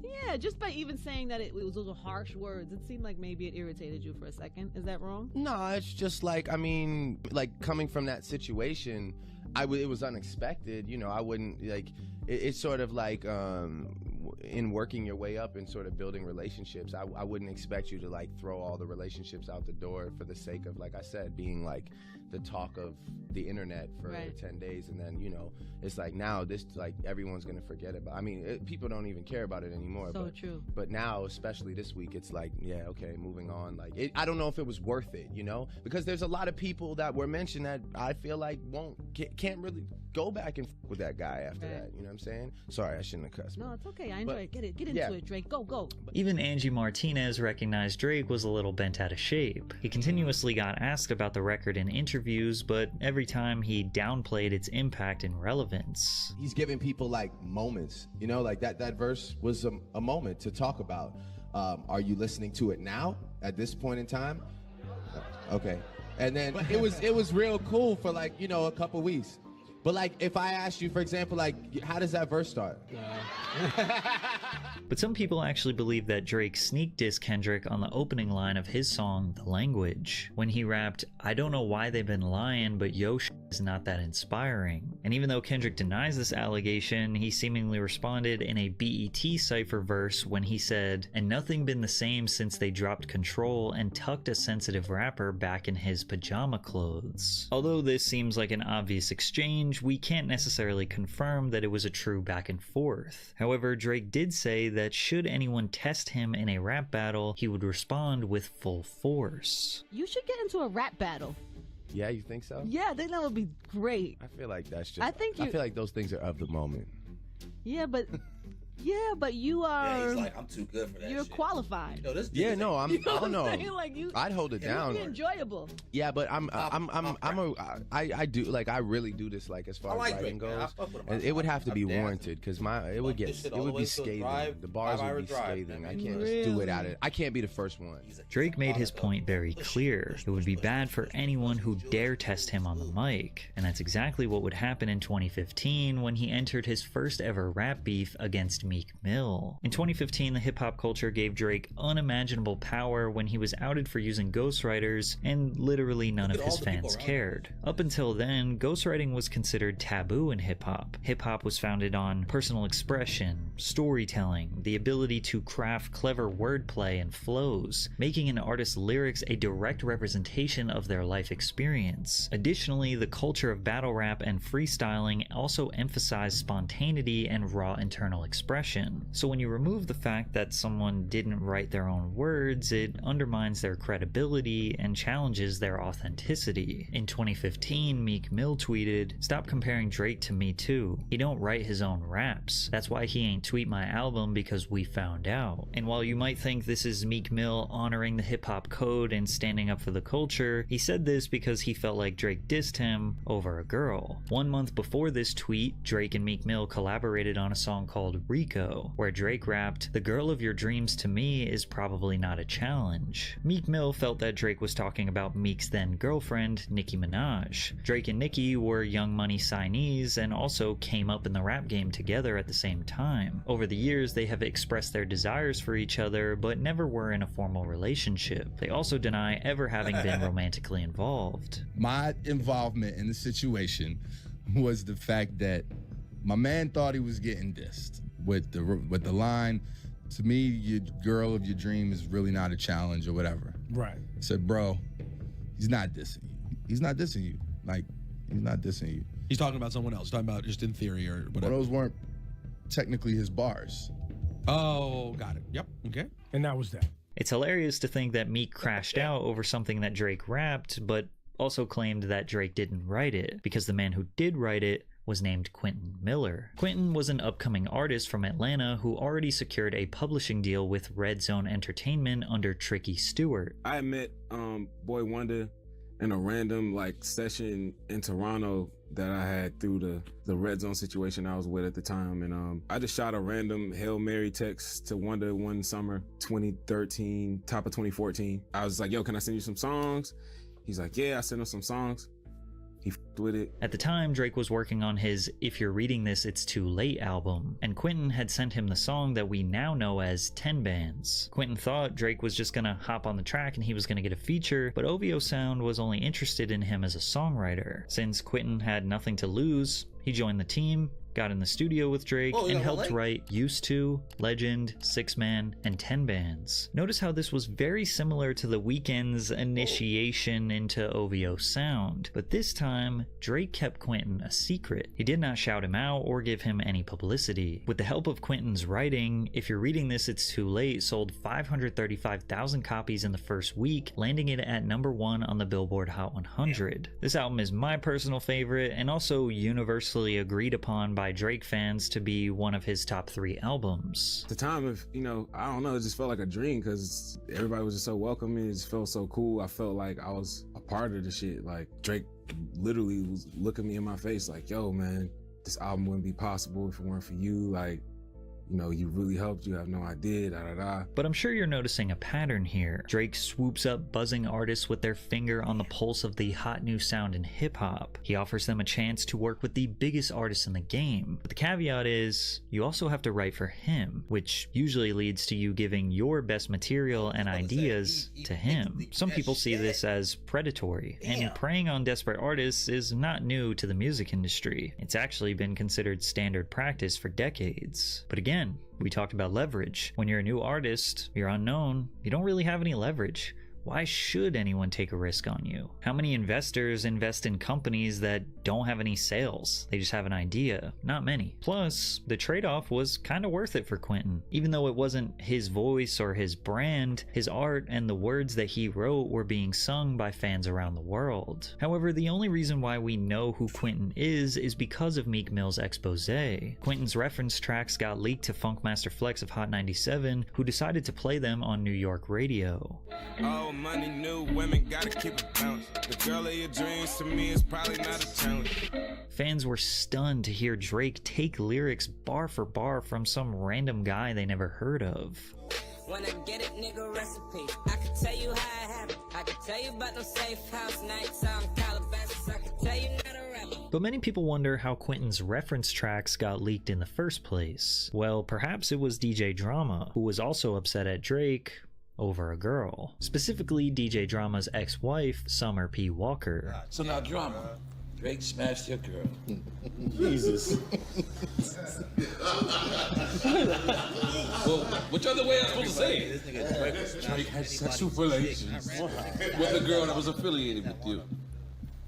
Drake seemingly took shots at DJ Drama on his 2015 hit For Free, where he rapped, "Last year I had drama girl, not right now." And on the track I'm the Plug, he rapped, "And it really ain't no thing, I got Summer P in this thing." Summer P. Walker fired out multiple tweets towards Drama over their personal manners, but in one of them she wrote, "Or how you told me that you gave Meek Drake's reference tracks to make him feel better about Quentin not wanting to work with him." This tweet was seemingly the last piece of the puzzle because Meek Mill found out about Quentin writing for Drake through DJ Drama, who discovered Quentin while looking for a ghostwriter for Meek Mill. I was approached by, it was never direct. It was always through like Drama or Canon.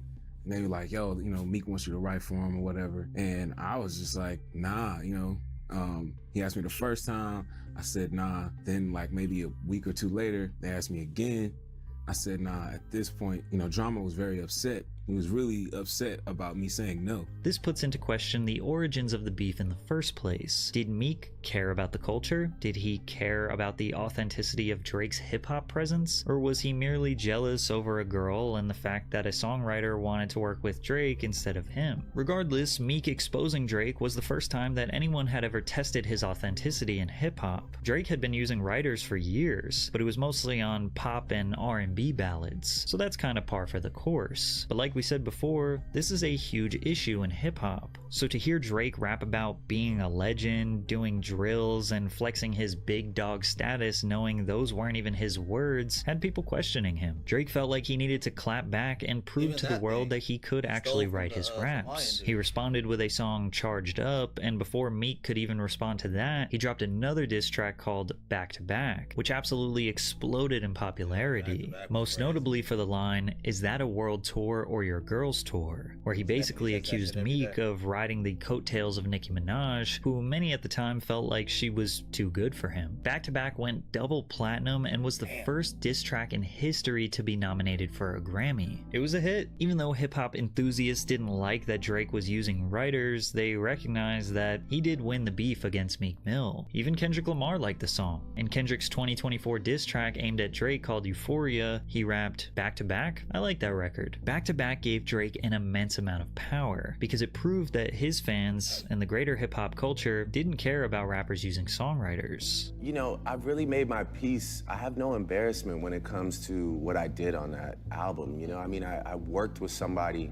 I think 4 or 5 songs on that record. I pulled my weight when it came to my pen. It wasn't like I needed somebody to facilitate, you know, entire ideas. We worked together. If I need to be the poster child that took all those hits for all my peers hiding behind me that do the same thing every fucking album, that's fine, I'll do it. You know, because there's a lot of people that link up with other people and make records that you guys love. That's kind of how music is a collaborative thing, you know? And I understand in rap, we conduct ourselves, and I still associate myself in that community, we conduct ourselves by a few different rules. We tweak the rules a little bit in the sense that— If it's a hook, it's okay. Yeah, it's like, you know, there's things like that, you know, but, you know, with that being said, like, you know, anybody that knows me knows that my strongest talent is writing. That is my strongest talent. I'm not a great singer. I'm a good performer. I've grown into a great performer.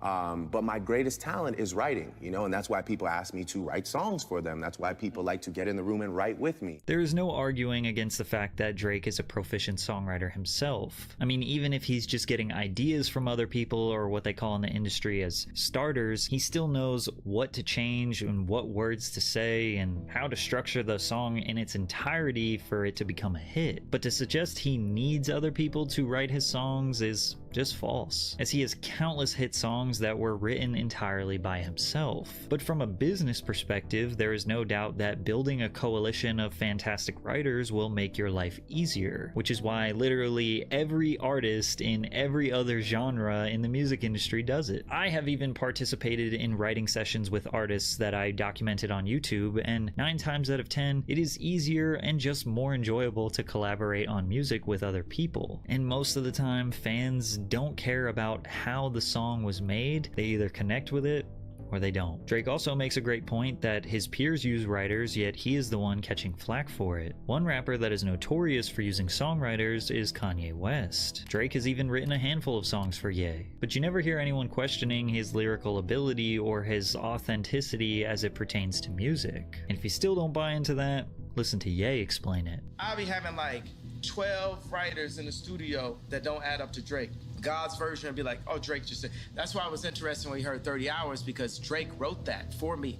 I sent him like, boom, here I got like this many ideas. Like the line I had, like, I was nervous to do Victoria's Secret show until I pictured everybody with no clothes. And I sent it to Drake, and Drake took it and barred it out and wrote the whole rap. You understand like how much easier my life would be if Drake would just like write my raps for me? You know what I'm saying? I'm sure everyone wished they had that luxury, but But Joe Budden, retired rapper turned podcast host, claims that Drake is just different. He needs to abide by different rules. Yeah, but Drake's was a little telling. It wasn't on the same level of Milli Vanilli. Drake was on an easy 7-year run of not a whack verse at one point. That's true.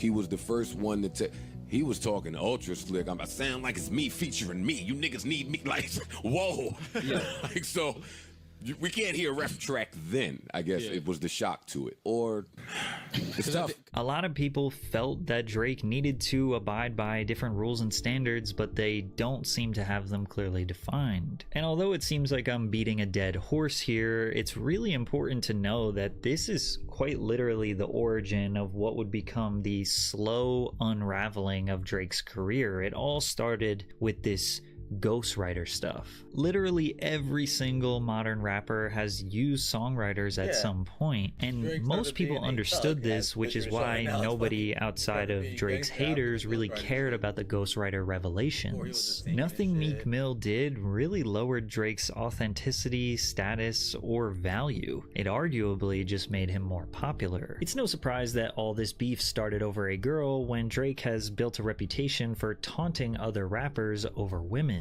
The perfect example of this was when he got into a physical altercation with Chris Brown over Rihanna. Rihanna became close to Drizzy after their collaboration on Take Care. At this point, Chris and Drake had been cordial for several years, having performed and recorded music together in early 2010. Around that time, rumors began circulating that Drake and Rihanna were dating, which Drake denied. Chris and Drake continued to be seen together, publicly attending basketball games and nightclub events. Drake later remixed Chris's hit single, Deuces, while Chris jumped on the Marvin's Room remix. In June of 2012, both men found themselves at a nightclub called Whip in New York City. Chris and his entourage arrived at the club first. Drake and his entourage entered sometime later, and immediately there was a shift in the vibe of the room. Apparently, Drake sent a bottle over to Chris's section that had an extremely bold statement on it. Imagine how bold Drake was when Drake sends a bottle over there and with a note that says, "I'm the love of your life." He did that? That was supposedly the note. And right then, beef starts. After this alleged note, witnesses told TMZ members of both entourages rushed in and began shoving each other, causing a fight to break out and bottles being used as weapons. Drake was seemingly able to flex his power over other rappers by stealing their women. He even did it to Lil Wayne, the man who basically made his music career. In Kendrick's Not Like Us, he rapped, "F'd on Wayne girl while he was in jail. That's conniving. Then get his face tatted like a bitch apologizing." Wayne published a book about his 8-month stint in prison called Gone Till November, A Journal of Rikers Island. In the book, he wrote, "I'm used to arguing with my girl daily, but finding out that she effed Drake was the absolute worst thing I could have found out. When Drizzy came to see me, he was like, yeah, it's true. Don't F with her like that, cause I did F her." In the book, there's a part in the book where you say that he came in and told you that he had smashed one of your girls. When he wrapped up? I wasn't worried about that. I mean, I was just, that's just how life goes when you locked up. Yeah, I know.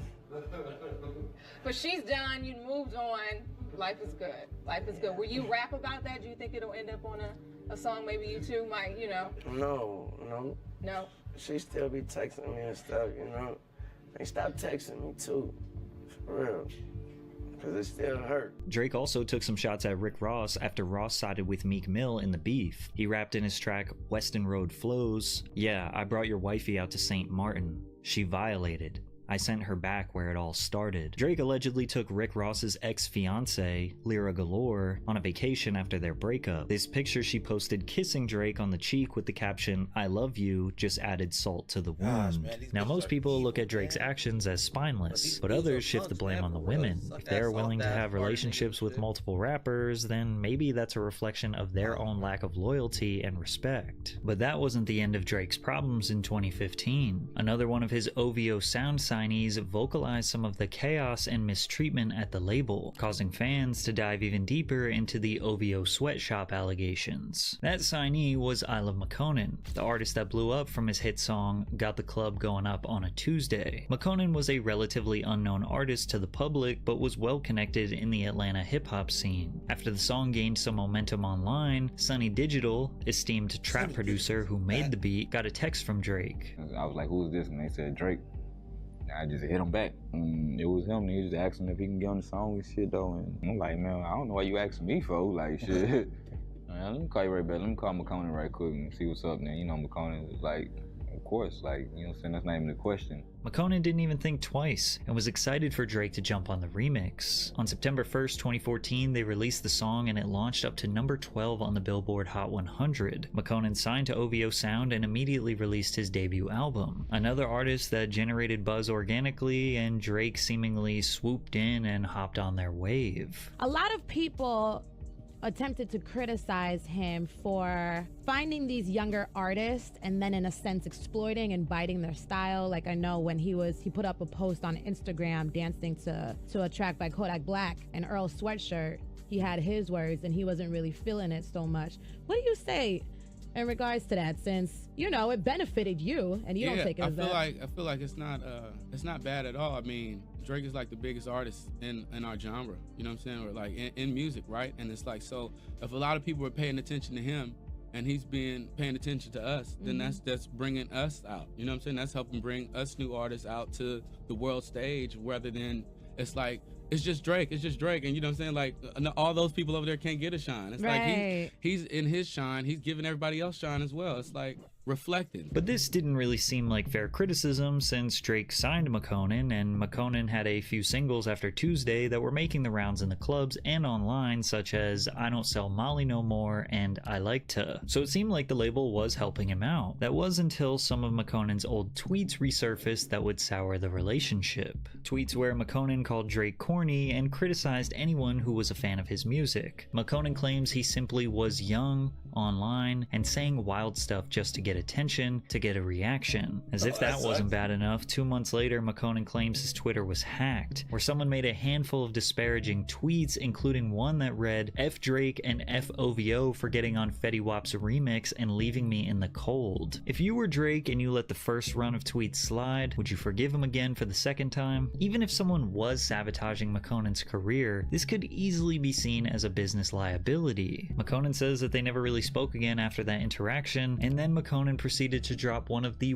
worst freestyles in hip-hop history over 3 different Drake beats. He starts off the freestyle with a sigh of relief saying, "I finally get to show y'all," then proceeds to show us how terrible he is at freestyling. I'm an actor boy. Around, I'm in the field like a tractor boy, going Krillin breezeway. Make this shit look so damn easy. After this, McConan would release his second album that he claims OVO refused to promote. But the narrative remained that Drake used McConan and hung him out to dry. And McConan still felt slighted. They knew I had a new wave, a new sound starting up, and they jumped on that to further their wave. They didn't want to sustain and support me, only themselves. Besides, I only met Drake 3 times. We spoke maybe 5 times. Never about my career, just about getting stuff done. It is possible that 2 things can be true at once.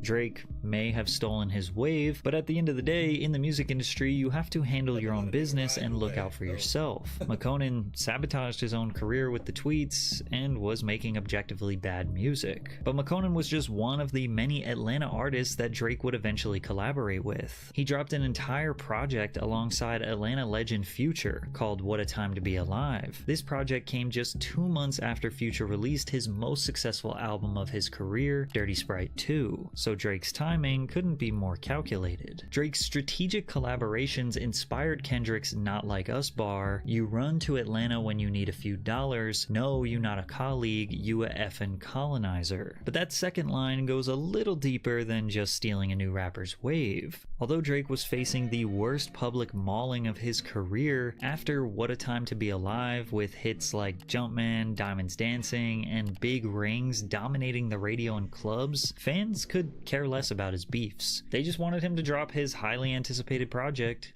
Views. Drake's 2016 album Views sold 852,000 copies in the first week, earning him his 4th #1 spot on the Hot 200. All 20 songs from the album charted on the Billboard Hot 100, and it is still his most successful album to date with over 7 million units sold. Yet much of the success can be attributed to its pop appeal. One Dance, Hotline Bling, Too Good, Controlla, Feel No Ways is a hodgepodge of dancey tracks inspired by different popular music genres genres around the world. Although Drake had been making pop records for years now, they typically felt like one-off singles. His albums were usually hip-hop based, which is where his core fans wanted him to stay. Views was an obvious attempt to see how far he could fully extend outside of hip-hop. It's a shame if you don't notice the shift in energy around you. I mean, you can't be oblivious to what's going on around you. And I just like kind of woke up one day like, yo, this is my time. This is my this is my thing. I run this, you know, like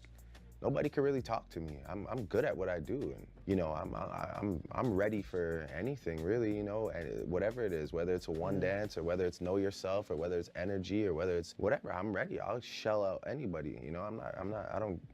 There was just a point where I was just like, yo, I don't give a fuck. I'm ready to take on anything. Now, music fans of all genres get upset when artists decide to switch genres, but in hip-hop it seems to cut a little deeper. When rappers switch genres, fans may see it as abandoning their roots. Since rap is more than music, it's a lifestyle and a cultural identity, so a shift can feel like a loss of authenticity. But that's the thing about Kendrick calling Drake a colonizer. He doesn't consider Drake to be one with the culture, but rather someone who just wants to take from and profit from and exploit the culture. Views being a pop record only helps Kendrick's argument because of the accolades and financial upsides of abandoning hip-hop and going pop. Drake even bragged about ditching rap for more success. Got the Billboard melodies, rap is something I do on the side, crossed over to the other side, and I didn't even have to die. Drake's success harbored resentment amongst his opposition, and one of his biggest enemies / secret admirers, Kanye West, had kept his mouth shut long enough. Because they've been paid to play that bullshit over and over and over. I love Drake, I love Khaled, but they set that song up, bro. During Ye's 2016 St. Pablo tour, he was infamously going on long-winded rants about the music industry, the fashion industry, and his personal life night after night. On this particular evening, he came at Drake and DJ Khaled. He was specifically frustrated about the radio presence of their collaboration for free. The song spent 9 weeks on the US Billboard Hot 100 chart, peaking at number 13, but the radio data will shock you. Riverside, San Bernardino, California championed the song with 136 spins in the most recent tracking week. It was the station's most played song of the week. That means the song was played an average of 19 times per day, nearly once every hour, and that's just on one station in the USA. Ye was seemingly hinting that there was some sort of payola or pay for play going on, since he said they had set the song up, which is ironic since this is the exact thing that Drake is accusing Kendrick of doing today. However, Ye didn't provide any substantial proof of this, and this jab at Drake was just one quick mention of a 17-minute rant. Ye was also hospitalized after this evening due to exhaustion. Although we are used to this behavior from Ye now, at the time, everyone just called him crazy and shrugged it off.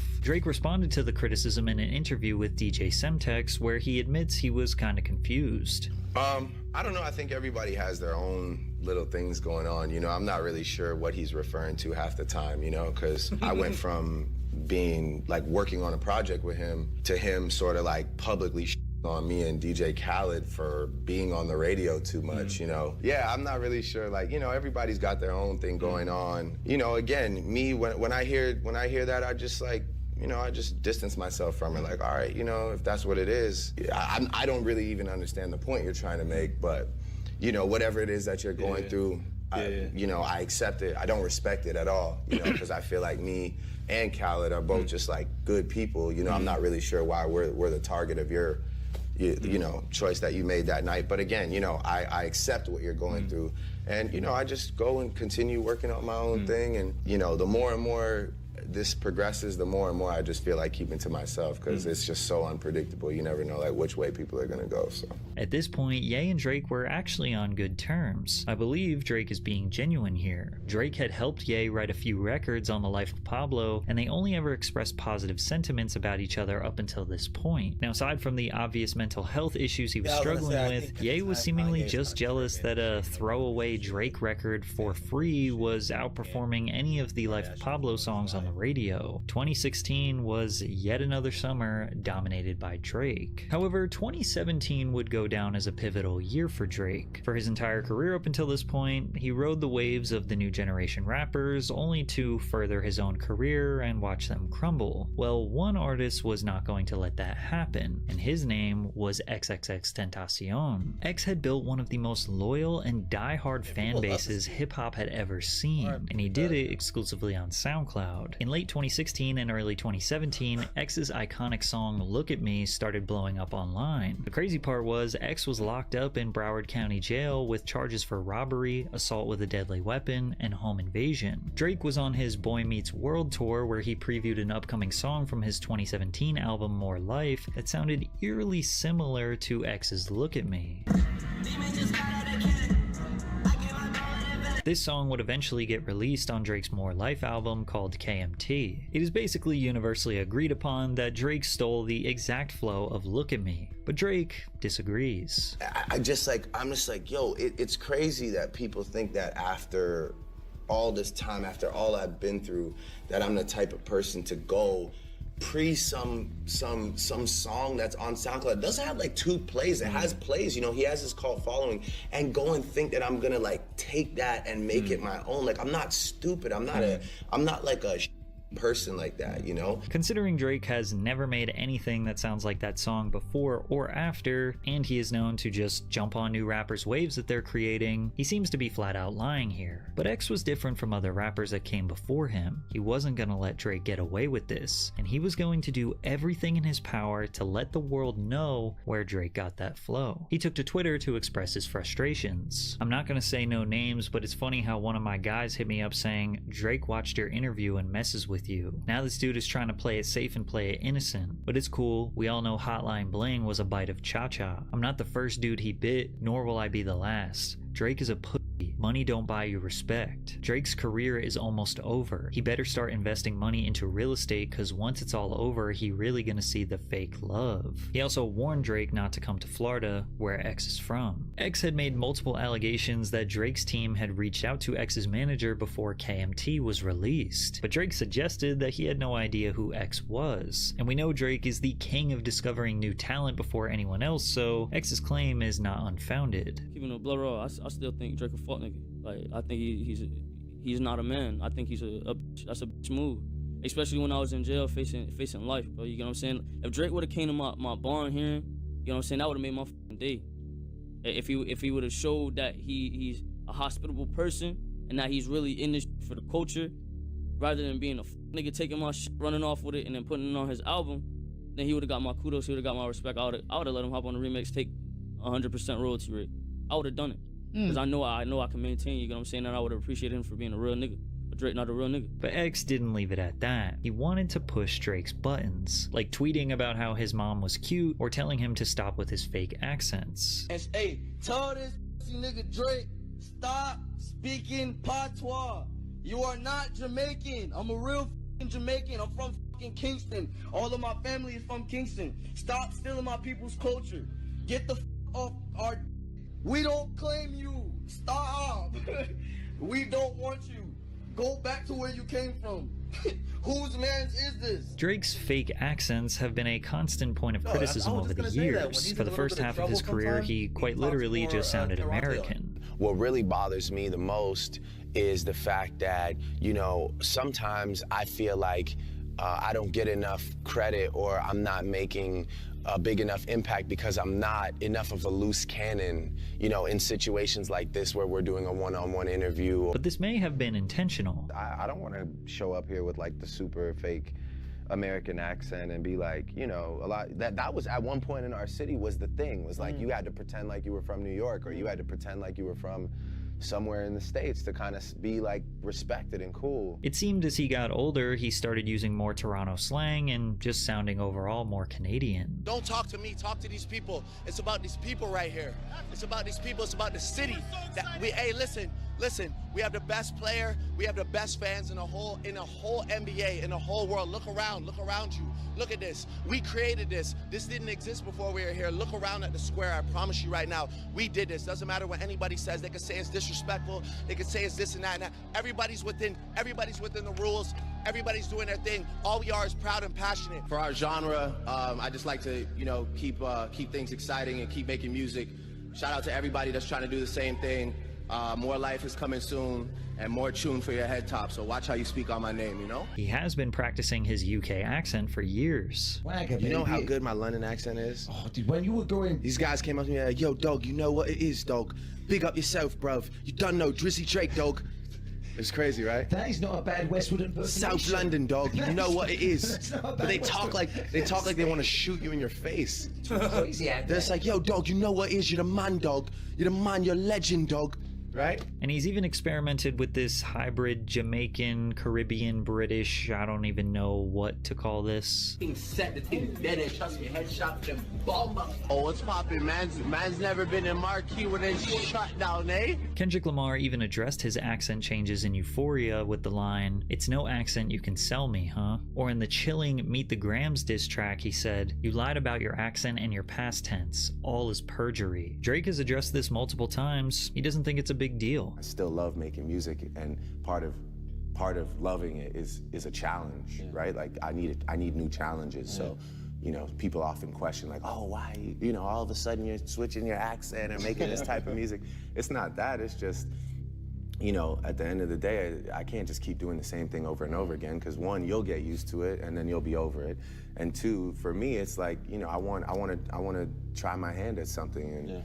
I don't really think I fucked it up yet. Many have called him a culture vulture for essentially just shape-shifting and molding to whatever culture he's trying to exploit. But Drake says he's not exploiting, he's just showing love. Like, even the definition of appropriating a culture is not supporting that culture, doing songs with people who are deeply rooted in that culture, giving opportunity to people who are in that culture. That's not appropriating. Appropriating is taking it for your own personal gain and denying that it was ever inspired from this. That's the true disservice that somebody could do to the UK, to dancehall, to Afrobeats.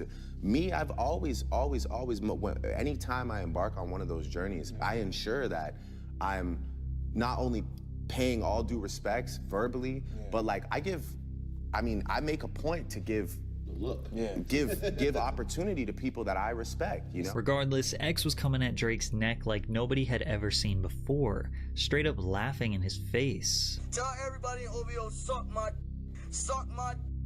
spit on it, eat it up, gobble it up, don't you spit, ugh. Listen, Lil Wayne made that nigga. Drake saying they found him like this, man. Lil Wayne made you ass nigga. Pay your homage, nigga. Yeah, I leave my age in it. OVO. Hey, tell Drake I like my pudding tapioca. Yo, somebody gonna shoot me. And it's not like X was some unknown rapper. He had a huge following. He was easily the most popular upcoming artist at this time. At X's concerts, thousands of fans would chant Drake while X smiled with pride. But Drake is a strategic man. He sat back and just waited, watched what would happen. X got himself into a separate beef that resulted in him getting knocked out on stage while performing. Drake liked a comment on the Instagram post that read, "Rockabye Baby." When X dropped his debut album 17, Kendrick threw in his support for the young artist, doing something he never does, tweeting a link to the album with a caption, "Listen to this album if you feel anything, raw thoughts." Many people believe that Kendrick promoting and supporting Drake's biggest enemy at the time was an obvious sign of taking sides. Tensions were at an all-time high. The leader of the new generation of rappers wanted to see Drake's demise. Drake had made a few enemies in the industry just by being successful. They also wanted to see him go down. Referring to Kendrick's diss on Euphoria, "I like Drake with the melodies. I don't like Drake when he act tough." And Drake with the melodies was going away for a little while. because we were going to see a noticeable shift in 2018. This was a dark year for the rapper, as he made a drastic change that feels like he never really came back from. Starting off the year with a track strangely titled Diplomatic Immunity. Diplomatic immunity is essentially when the federal government makes foreign government officials immune from criminal prosecution and civil lawsuits, which is almost like Drake is saying that he could get away with crimes in different countries. He mentions that he now calls his house the embassy, and he says he has the truest ties, potentially referring to his connections with Jay Prince. In this track, Drake talked about nearly every single thing that would lead to his demise, or at least the things that other people would use against him. Drake raps in an angry, restless tone over a dark trap beat. All that peace and that unity, that weak shit'll ruin me. He basically talks about how his sleep schedule and alcohol use is destroying him. My body isn't much of a sacred temple with vodka and wine, and sleep at opposite times. I listen to heavy metal for meditation, no silence, waking up at 6 p.m. like, where does the day go? He mentions people challenging his identity as a black man. Billboard Awards, I claimed 13 out in Vegas. Black excellence. But I guess when it comes to me, it's not the same though. All goody. He even threatens you will be shot and or killed if you come at him. Come at me and all you'll get is the ballistic report. Get a runaround and I'll bury you where they won't find you. He even took shots at Joe Budden, his biggest hater in the media. I've seen Budden careers turn to sit around and talk about other careers, judging their peers, knowledge from dudes who did not contribute to none of this here. He even raps, a Rotterdam trip had me on the front page. Information leaked that Drake got a prawn star named Sophie pregnant in the Netherlands. And also, his legal team did not deny that it could be his. If it was in fact Drake's child, which he does not believe, he would do the right thing by the child. Also in the track, he says that he is violating the Treaty of Versailles, and that he refuses to comply with regulations. The Treaty of Versailles was essentially the agreement that ended World War I, and when Hitler broke the treaty, that unraveled into World War II. Drake could sense something was coming, which was perfectly said in the line, forecasting tornadoes, brainstorming retaliation at dinner tables. Good thing Drake was prepared, because a storm was headed his way. First order of business was sending more subliminals at XXXTentacion. In 2018, X was on a path of redemption. Many people were critical of his horrific criminal past, and he wanted to show the world that he could be a force for positivity, which birthed the inspiration for his Helping Hand Challenge. So I'm gonna be starting a challenge. It's called the Helping Hand Challenge. The way to participate in this challenge is basically whoever makes the most donations gets to meet me, spend a day with me, gets to go out to dinner with me. Just something simple, and maybe even $1,000 reward. The one that wins is the one who documents and helps the most, not only homeless, but the most people in need. A couple weeks later, Drake posted this similar message on his Instagram story. I'm not into challenges on IG, I find them annoying, but today I'm going to challenge everyone to just go out and do something for someone. Anything. The smallest thing just to bring another human some joy, and please tag me in it somehow so I can see all the love being spread. You don't have to play the song in the background or have some hashtag. This isn't about streams and all the other tactics being used. Just go be kind in any way you can, and let's all watch the world be nice to each other, even if it's for 24 hours. In addition to this post, Drake released a music video to his hit song, God's Plan, where he says that the budget for the video was $1 million, and he used nearly the entire budget giving money and resources to families, college students, or people in need. Additionally, the video was filmed in Miami, Florida, the city where X is from. This back and forth might be the most positive exchange in rap history, and while X recognized and didn't appreciate that Drake was trolling him, he still thanked him for participating in his challenge and asked if they could do some charity work together. Also that same exact day, X posted a cryptic message on Instagram saying, "If anyone tries to kill me, it was Drake," and then posted a picture on Twitter of a Drake lookalike pleasuring another man. Drake chose to ignore X once again. He also chose to ignore Kanye West, who stole a beat called Lift Yourself that was specifically made for Drake's album, only to rap poopity scoop and other childish lyrics. Ye hijacked the beat of what could have been another classic Drake record just because he didn't like him and he wanted to do a little bit of trolling. But Drake stayed focused. He didn't want to give his opposition any attention. But then Pusha T came out of nowhere and was about to drastically impact Drake's career. While Drizzy was gearing up to release his his 8th studio album Scorpion, Pusha T, a longtime rival of Drake, dropped his album Daytona. Now Pusha and Drake had taken light jabs at each other over the years, but nothing more than just two rappers with fragile egos. Since Pusha T was signed to Kanye West's imprint Good Music, naturally he was loyal to Ye. In a song called Infrared, Pusha made it very clear that he was dissing Drake with the line, "The lyric pennin' equal to Trump's winnin'. The bigger question is how the Russians did it. It was written like Nas, but it came from Quentin," which is obviously a direct reference to Quentin Miller. He also rapped, "How could you ever right these wrongs when you don't even write your songs?" Upon hearing Pusha's diss track, Drake dropped a response the very same day titled Duppy Freestyle, which some people say is a better diss track than anything he released against Kendrick. And Drake for sure held his own on this record, calling Pusha a hypocrite because Drake has written songs for Kanye West. He also expresses on this track that he feels these guys are just jealous of him, but he indulges in the beef anyways. Perhaps the craziest line Drake said was, "I could never have a Virgil in my circle and hold him back because he makes me nervous. I want to see my brothers flourish to they higher purpose." Now this lyric is a reference to a Kanye interview where he said that Virgil Abloh becoming the director of Louis Vuitton made him feel a little nervous, and Kanye seemed envious of his friend's success. The ironic part about this is, well, Drake seemingly held back, I don't know, everyone he's ever worked with? Drake also downplays the magnitude of Quentin writing for him in the line, and as for Q, man, I changed his life a couple times. He was at Kroger working double time. Y'all acting like he made the boy when I was trying to help the guy. Drake also threw in some shots questioning Push's validity as a self-proclaimed drug dealer. Overall, Duppy Freestyle was a pretty solid diss. It wasn't that cutthroat. That is, until he mentioned Pusha T's fiancée, Virginia. He raps, "I told you keep playing with my name and I'ma let it ring on you like Virginia Williams." Now this may seem tame, but in hip-hop the mere mention of a family member is crossing a line and asking for danger, and Pusha T was going to mention Drake's family in his next diss track, with the caveat being that nobody in the world even knew that Drake had a family. The day after Duppy Freestyle dropped, Push dropped a follow-up diss track towards Drake called The Story of Adidon.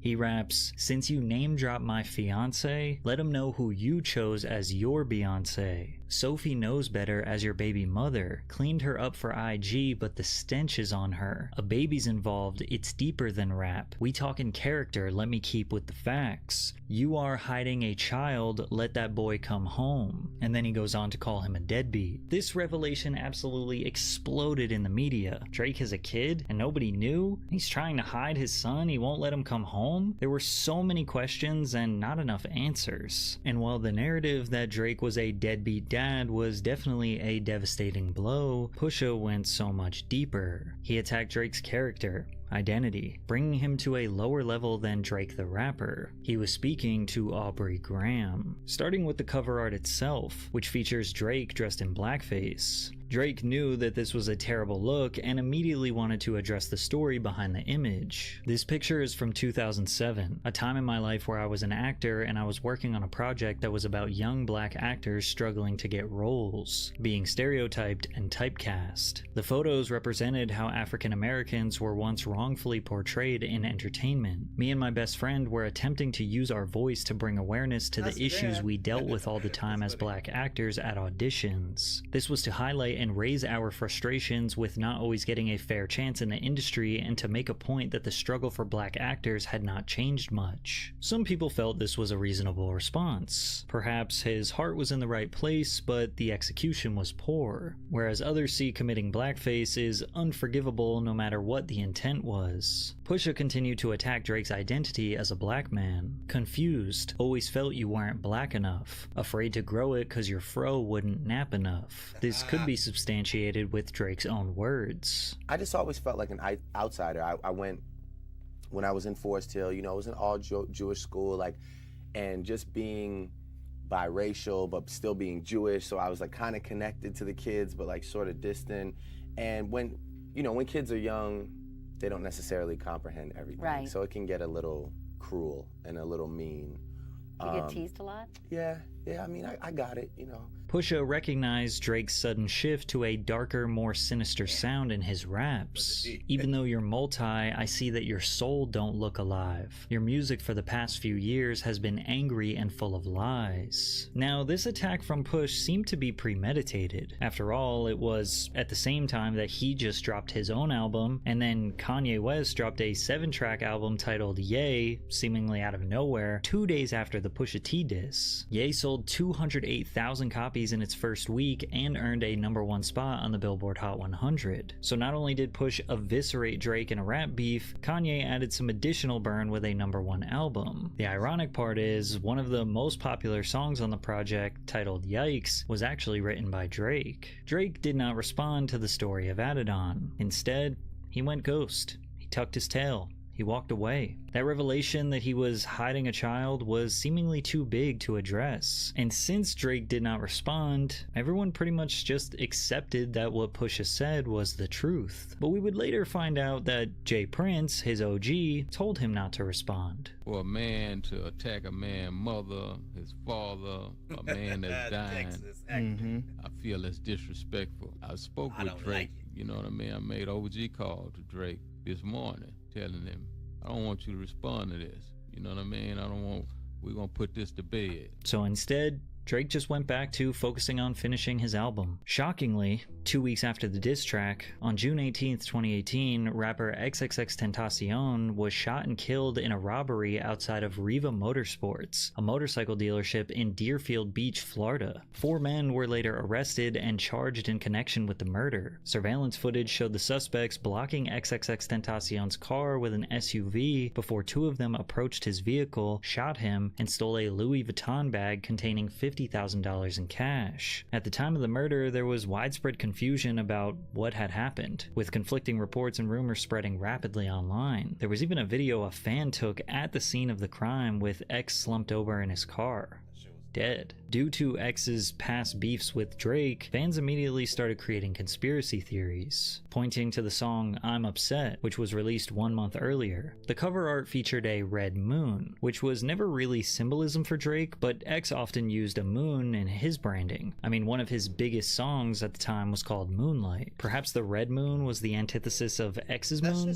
On the song, Drake rapped, "End up getting loose and getting pictures from my ex. SMS XXX. That's the only time I ever shoot below the neck. Why you keep on shooting if you know that he dead? That's the only kind of shit that gets you some respect." While the first half of this string of bars seems to just be about sending explicit pictures, fans couldn't help but notice the coincidence that XXX could mean XXXTentacion, who was in fact shot below the neck, and if it was a potential paid hit or gang hit or whatever, then that would get you some respect in the streets. But many others pointed out that the song released before X died, so the conspiracy is invalid. Then again, Drake has expressed clearly in interviews that he does like to talk about the future or rap about things that people don't understand now, but have to wait time to find out what he's actually talking about. An emotion that I search for. I mean, I don't want you to get it right away. If you get it right away,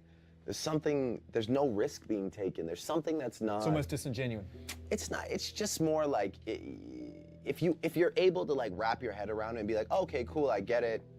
It is what it is, good song. That's not what like great music is. Great music takes a little work on your part. You know, it takes you almost maybe elevating your listening level and becoming, you know, a bit more of a sophisticated listener because of a song or because of an album. They also point out that there was a young man in the Sicko Mode music video that seems to resemble XXXTentacion. It's only a few frames, but he gets crushed by a meteor or moon-like object. With Drake's back against the wall, more pressure than ever, he dropped his 8th album Scorpion, which not only drastically changed his life, but it changed the entire music industry. Scorpion was his 8th consecutive #1 album. He sold 732,000 equivalent album units in its first week. It broke Apple Music's single-day record with 170 million streams. It became the #1 album on the Apple Music charts in 92 countries. 3 different songs from the album, Nice for What, In My Feelings, and God's Plan all reached #1 on the Billboard Hot 100. He broke the record for most weeks spent at #1 on the Hot 100, which was 29 weeks. It was the single most streamed album of 2018, earning 3.9 million equivalent album units by the end of the year. Immediately after the album dropped, the whole world was dancing to the In My Feelings challenge, which was one of the most viral dance trends on Instagram and TikTok. Non-Stop also made a crazy run on TikTok with people doing the Flip the Switch challenge. More XXXTentacion conspiracy theories came to light, with him rapping on mob ties, Louis bags in exchange for body bags, because X's killers did steal his Louis bag before fleeing the scene of the crime. Many felt the song In My Feelings was Drake's way of taunting Kanye by making a song about Kim Kardashian. They thought Kiki was a nickname for Kim as he sung the chorus, "Kiki, do you love me? Are you riding? Say you'll never ever leave from beside me, cause I want you and I need you and I'm down for you always." Drake confirmed that Kiki is actually model and social media personality Kiana Barber, but Ye feels like it was still a diss. The fact that it's people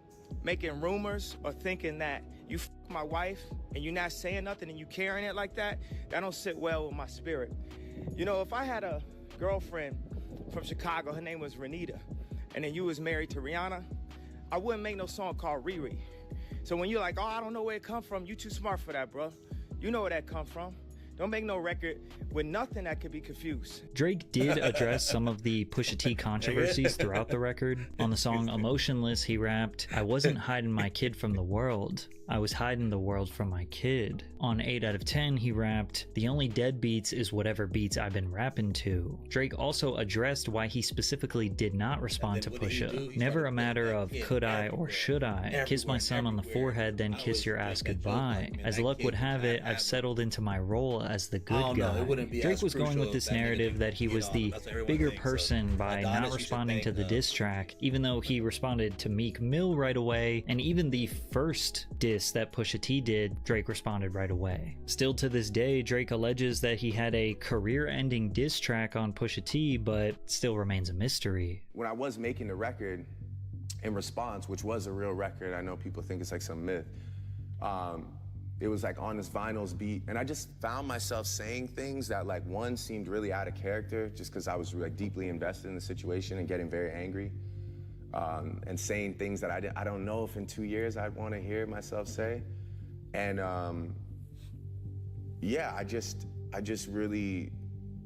realized that, like, nobody cares about this guy, so it's not really much I can say better than Drake has a baby. He won. You know, he won off that. Drake may have lost the beef in terms of true hip-hop standards, but especially to his fans, it was really hard to figure out where he took the L. He had accumulated an immense amount of power in the industry after Scorpion. All of his songwriters at the OVO camp were still putting in work for him. He even added new heavy hitters to the team like Vori, who wrote on the track Mob Ties. Ye and Pusha's calculated attack did nothing to halt Drake's sales. Drake fans did not care about anything Pusha said. They didn't question his integrity, his credibility as a rapper, his parenting, his morality, nothing. As long as his music was playing in the clubs and they could dance to it, they were having fun. They didn't care about anything else. This is best summarized by Kendrick's Euphoria lyrics, "I make music that electrify 'em, you make music that pacify 'em." Drake even made the description of his album every major criticism he had received in his career up until that point. And at the end he writes, yeah, we know, and just shrugs off all the criticism. This is very representative of the attitude that Drake fans hold.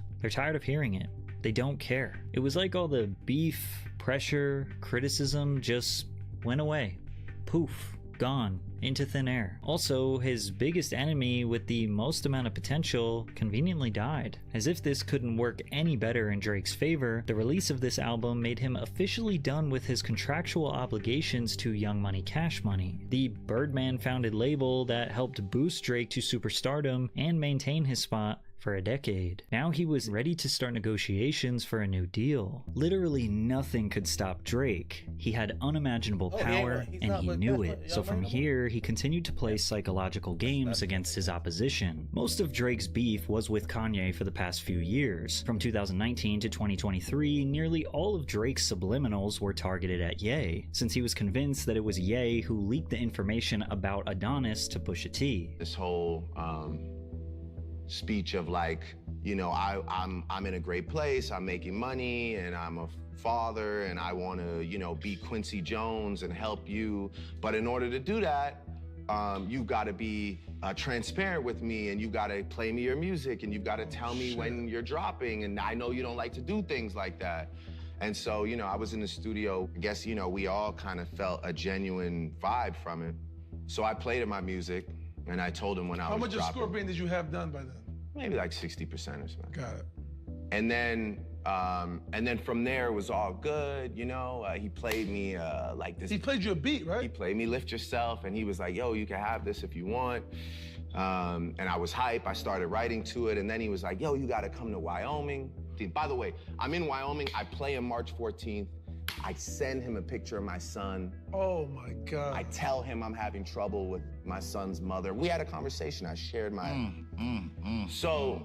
He reiterated those feelings about Ye on his Behind Bars freestyle rapping. They want a link when they got no tunes. They too worried about selling out shoes. I don't give a F about jeans and crepe or going to Milan or going to the Met. I just want to make these songs for the set. Drake is essentially saying that Kanye pretends to be nice to Drake when he needs him to write music, or essentially he needs a favor. But Ye is too worried about his Yeezy sneakers and pursuing a fashion career to be able to kind of stay on the pulse of music culture. Ye tried to apologize on behalf of Pusha, as well as his own involvement in the diss battle between the two, tweeting, "Since we're building as friends and brothers, I should have spoken to Pusha about the Quentin Miller bar. There should have been no songs with my involvement that had any negative energy towards you. I did not have any conversations about your child with Pusha." But Drake seemingly had no interest in patching things up with Ye because he didn't believe the apology was genuine. Then again, Ye would randomly burst out with Twitter rants about Drake, saying that Drake was threatening him. Kanye tweeted, "So Drake, if anything happens to me or anyone from my family, you are the first suspect. So cut the tough talk. There would never be a Drake without a Kanye West, so never open your mouth with a threat." And with that, the beef was seemingly on forever. Drake went at Ye and Pusha on Trippie Redd's song Betrayal as he rapped,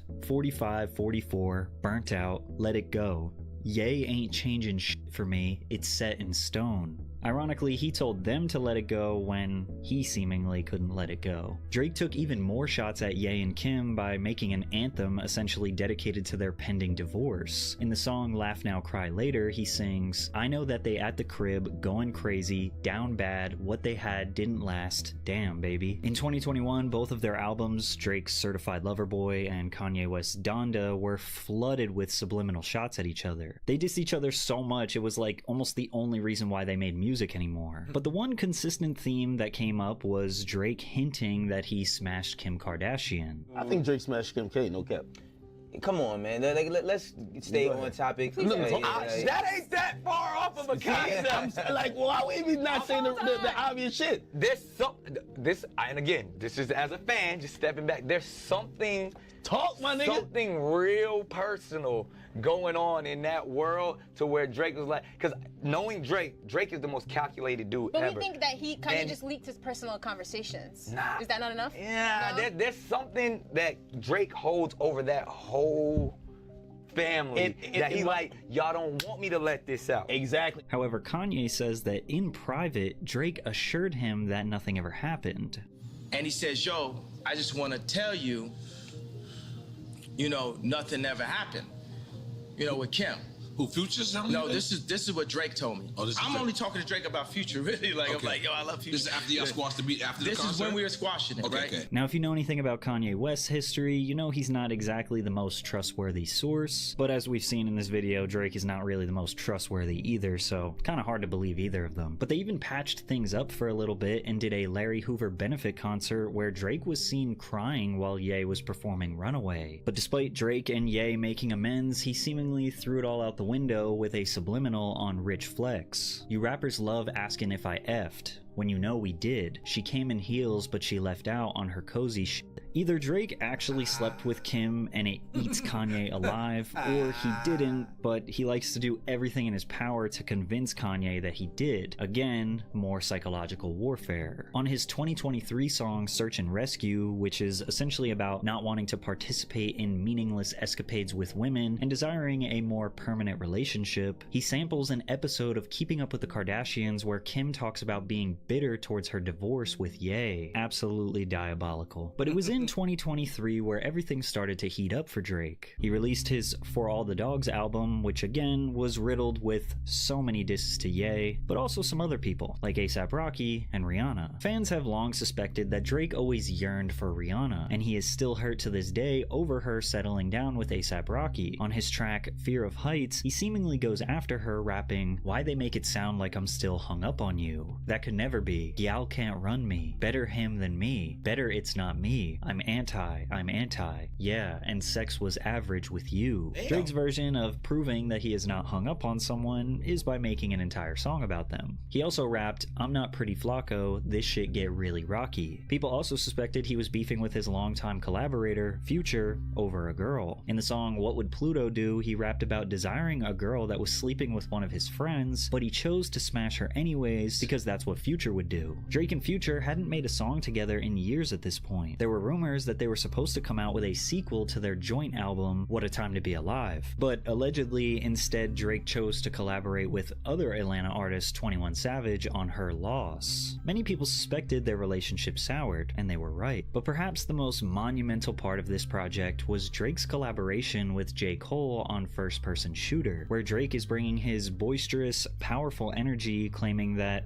he is the GOAT of rap. J. Cole rapped, "Love when they argue the hardest MC. Is it K-Dot, is it Aubrey, or me? We the big three like we started a league." Even though this kind of seems like a compliment, Kendrick would not take it as such, and would eventually crazy, 'cause fire literally, back. However, the track could've been I like, find "Yeah, most man, we're interesting cool, was man, we're actually just- on the 6-song killing EP this rap, / yo." deluxe, Scary Hours 3. Just like That's in why his I love Kendrick 2018 to death, track, but Diplomatic Immunity, Drake seemingly predicted the absolute chaos that was about to rain down on him in 2024. On the track Red Button, he raps, "Realize that everything premeditated. Everyone was good with me, then everyone's expression faded. Ticking time bomb, they begging me to detonate it. If I press this red button, dog, everybody heaven gated. Press this red button, dog, and everything forever changes." Drake's Red Button will seemingly destroy the industry, so what information could he possibly have? He also hints at the idea that the music industry is rigged against him, or perhaps he is blackballed, and that other artists are using fake streams or padded stats to compete with him. Radio is king again. Billboard got me regulated. Wanna make it fair for you, numbers that I generated. Taylor Swift is the only one I ever rated. Only one could make me drop the album just a little later. Rest of y'all, I treat you like you never made it. Leave your label devastated. Even when you pad the stats, I never hated. These bars seemingly preludes the talking points he would bring up in his petition against Universal Music Group. But was his Red Button this legal action? The chaos that would ensue actually started from an unsuspecting enemy of Drake, Metro Boomin. Metro was upset over Drake's success outshining Metro's compilation album, Heroes and Villains, which featured nearly every major artist in the game besides Drake. Drake actually did have a verse on one of the songs, but Metro chose to remove it and then said it just didn't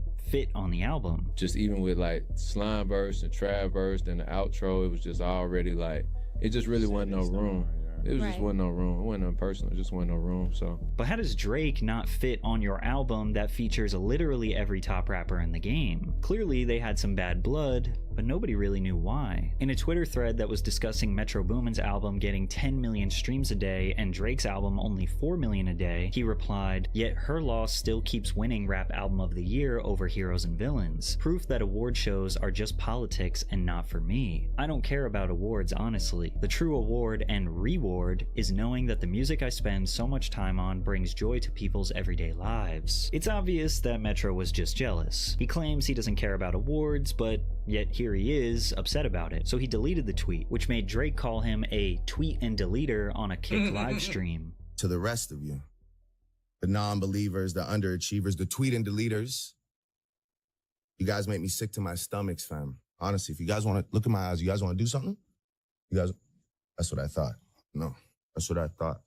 Drake was taunting his enemies, so they did something. Metro and Future dropped an album titled We Don't Trust You, which is literally a shot at Drake in the title. On the opening track, Future rapped, "You my #1 fan, dog. Sneak dissin', I don't understand, dog. Pillow talking, acting like a fed, dog. I don't need another fake friend, dog. Can't be bout a hoe, cause we sharing, dog. In your feelings, why you playing, dog?" Future essentially said that Drake was talking behind his back to a female that they were both sleeping with. Fans drew conclusions that it could be someone who worked for OVO and Future's label, Free Band Gang, named Princess Diana, who has a song named after her on the album as well. Yet another rap beef started over a girl. A$AP Rocky also jumped on the album and took shots at Drake because of Drake's previous song about Rihanna. Rocky claimed that he actually smashed Drake's baby mama first. Dudes and they feelings over women. What, you hurt or something? I smashed before you birthed, son. Flacco hit it first, son. Still don't trust you. It's always us, never them. The Weeknd even dropped some subliminals on this record, alluding to him being much bigger than Drake since he is constantly performing stadiums while forgetting what arenas are like, because Drake just did 2 back-to-back arena tours. And it was also on this album that the explosive track Like That ignited the back and forth between Drake and Kendrick, with Kendrick firing off some not so subliminal shots at Drake and J. Cole, rapping, "Mother F the big 3. It's just big me. For all your dogs getting buried, that's a K with all these 9s, he gon' see Pet Cemetery." All the walls were closing in on Drake. All his enemies had finally had enough of him. They were sick of his disses, sick of his success, sick of his predatory behavior, sick of his disguises and phony accents, sick of his pandering, sick of his redundant songs dominating the radio, sick of stabbing people in the back, sick of him pursuing literally every rapper's girl. They wanted to see him crash and burn, so they decided to all attack him at once. Now obviously, Kendrick Lamar got all the spotlight since their back and forth became the bulk of what people were talking about in 2024. But the beef with Kendrick essentially covers all the stuff that I have broke down for you in this video. This video that took me, what, 2 hours to explain, Kendrick was able to do in 4 diss tracks. So on one hand, it seems like Drake just finally pissed off enough of his peers over the past 17 or so years, but what if I told you it might actually be even bigger than that, and that the rap beefs were actually just a distraction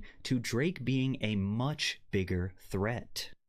Now this is the part where a lot of the juicy drama goes out the window, so people tend to check out. But make no mistake, this is the thing that actually matters. In 2020, a conversation between Steve Stoute, record executive and founder of the independent music distribution service United Masters, and independent rapper Russ, went viral discussing about what would happen if Drake decided to go fully independent, since Drake was in the middle of negotiating a massive deal with Universal Music Group. If Drake right now, completely independent, if Drake right now posts a link on a picture on the gram of his new album, link in bio, it isn't a link in bio, new album out, fully independent, Drake will make $10 million a week for fucking 60 weeks. By the way, you know?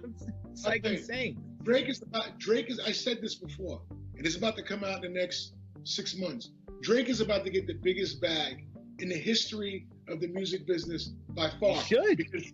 Because, well, A, he should, and B, they don't want that to happen. Because the day that happens, you might as well close the business down. Drake should go independent and fuck the whole shit up. If Drake goes independent, the music business is over. Even though this is a short clip, there is a lot to unpack here. Firstly, Steve Stoute accurately predicted Drake getting the biggest bag in music history, because shortly after this interview, Drake signed a LeBron-sized $400 million recording contract. After the deal hit the news, Drake rapped on the Migos song, Having Our Way. Things done changed. Billionaires talk to me different when they see my pay stub from Lucian Grange. Lucian Grange is the CEO of Universal Music Group. UMG is one of the big 3 record labels that own and control the entire industry. UMG holds the largest market share, controlling 38% of all of the music that exists. The contract was described as a 360 deal on steroids, encompassing his recordings, publishing, merchandise, and visual media projects. However, new reports say that it's just a licensing deal. Drake's current deal is a licensing agreement, giving UMG the right to commercially exploit his music for a set period. That's why they released the bundle he self-leaked. Once the term ends and the advance is recouped, Drake regains full rights to his music. UMG owns nothing. Here's like an extremely simplified version of what this means. Drake gets paid $400 million up front, and then UMG takes 100% of his record sale earnings or album sale earnings or stream earnings until they get back their $400 million and a little bit of profit. Then after that, the deal is done and he retains ownership of his masters. Maybe after they signed this deal, UMG thought Drake would get comfortable. He got his $400 million. He's been in the game for over a decade. Maybe they thought he'd slow down, take his time releasing music, and they were going to recoup their investment over the next 10 years or so. What I'm saying is they probably thought this was like his retirement deal. But after Drake signed this $400 million deal, he grinded harder than ever. In his 2021 track, Over the Top, alongside OVO Sound signee Smiley, he said, "Anyone else would retire, but I'm not content. I want to bury these dudes like 20 feet down so no one can find them again. It's gotta be scary to witness me carry these dudes around in both of my hands." He did back-to-back tours in 2023 and 2024 consisting of over 100 shows. The It's All a Blur tour grossed $215 million. Immediately after, he embarked on the co-headlining Big Is the What tour with J. Cole that grossed over $100 million.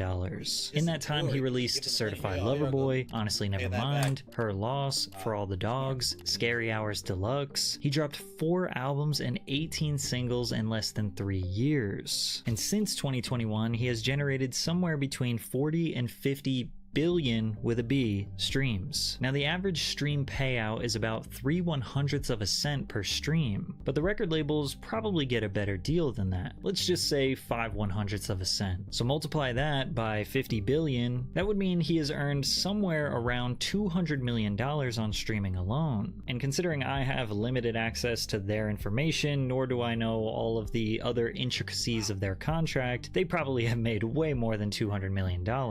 Larry Jackson, who is a former Apple executive, started the first company that actually has a real chance of competing with major labels, and it's called Gamma. He suspects that Drake's catalog is worth significantly more than people have estimated. So the thing that I'll say to you about the artist you just mentioned is that if you look at his music, he's bigger than the 70s, 80s, and 90s combined. I don't mean like one artist from that era, I mean all of those eras combined.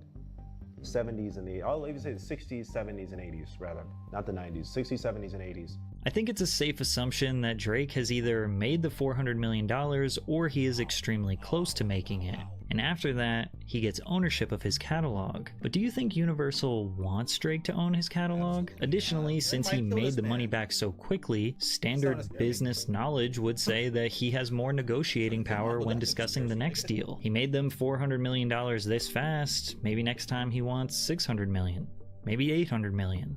Maybe over $1 billion. Drake knows how valuable he is. Maybe he's asking for a deal that benefits him more than UMG. Because before this rap beef with Kendrick Lamar, the record labels needed Drake more than he needed them. I mean, think about it. What would happen to the music industry if Drake went independent? Well, first you have to assess, what does the record label do for Drake that he can't do himself? Streaming services are the overwhelming majority of how people consume music. You have dozens of services like DistroKid or TuneCore that allow you to upload unlimited music to every major digital streaming platform for like $50 to $100 per year. The days are long gone of relying on labels to produce, package, and distribute physical copies of your music to Best Buy and then track the sales and then report those numbers back to you. Everything is just done online now. Additionally, social media is the way that artists communicate directly with their followers and let them know that they are dropping. Marketing campaigns these days, if an artist even does one, are mostly just done on their own Instagram, Twitter, or TikTok. And even if they do a press release or promo campaign, most of these companies are independently owned and operated. I mean, a modern music marketing campaign consists of going on Kai Cenat's Twitch stream, doing an On the Radar performance, maybe hopping on a couple of podcasts, or paying some TikTokers to dance to your song. None of these things require a record label. They definitely require money, which labels do provide, but so do banks,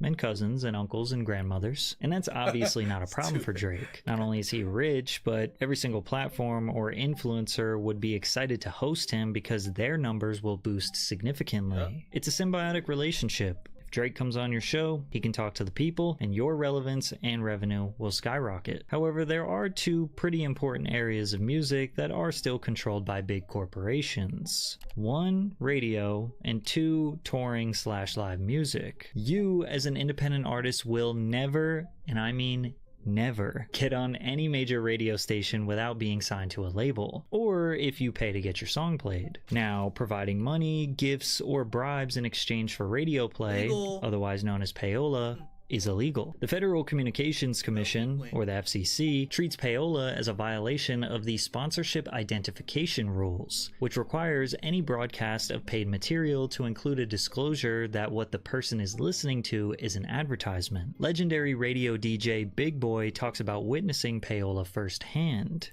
I never got caught up in the olas, you know, the payola, the plug-ola, and I just didn't owe nobody nothing. You know, I had one that tried to give me a Mercedes Benz, and I was like, nah, man. And he was like, I said, nah, because I complimented on him, complimented him on the Benz, and he was like, oh man, just go on and take it, just go on and take it. I was like, nah, man.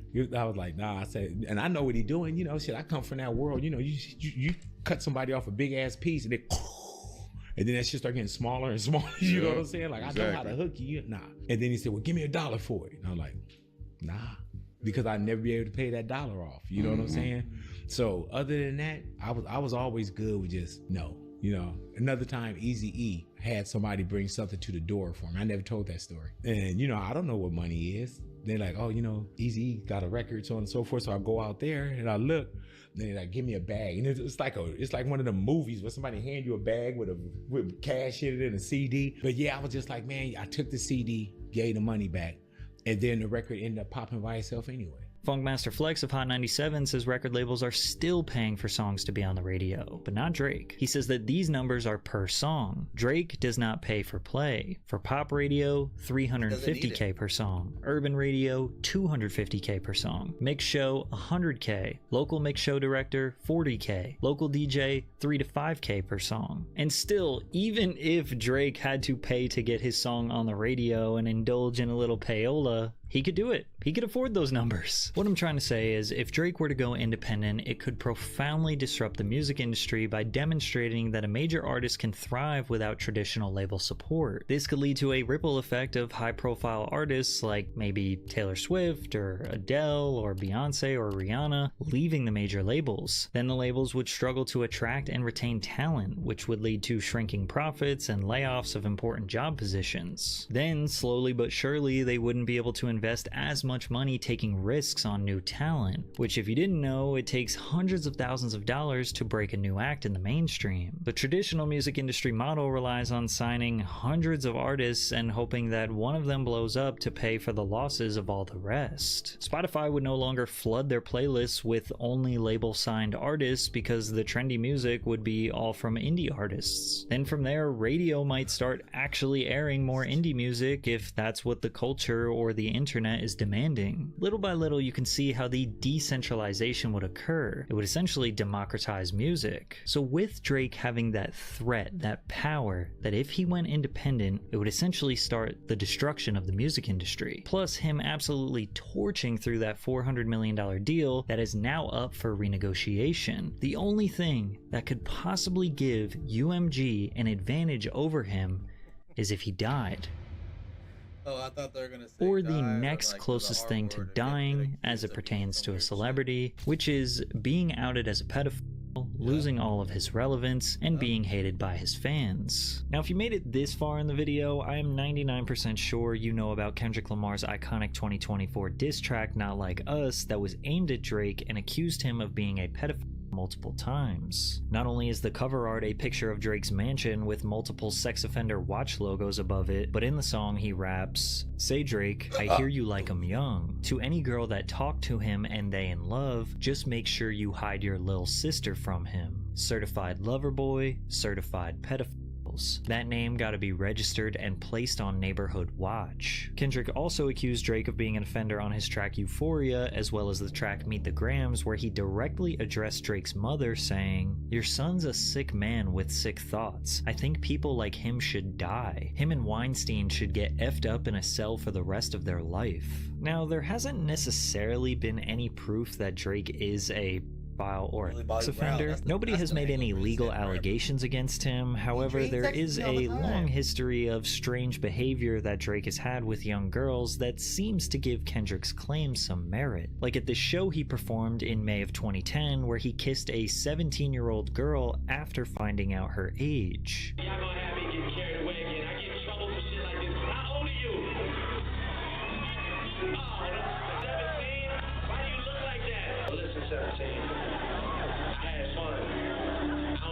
Feel guilty or not, but I had fun. I like the way your breasts feel against my chest. I just want to thank you.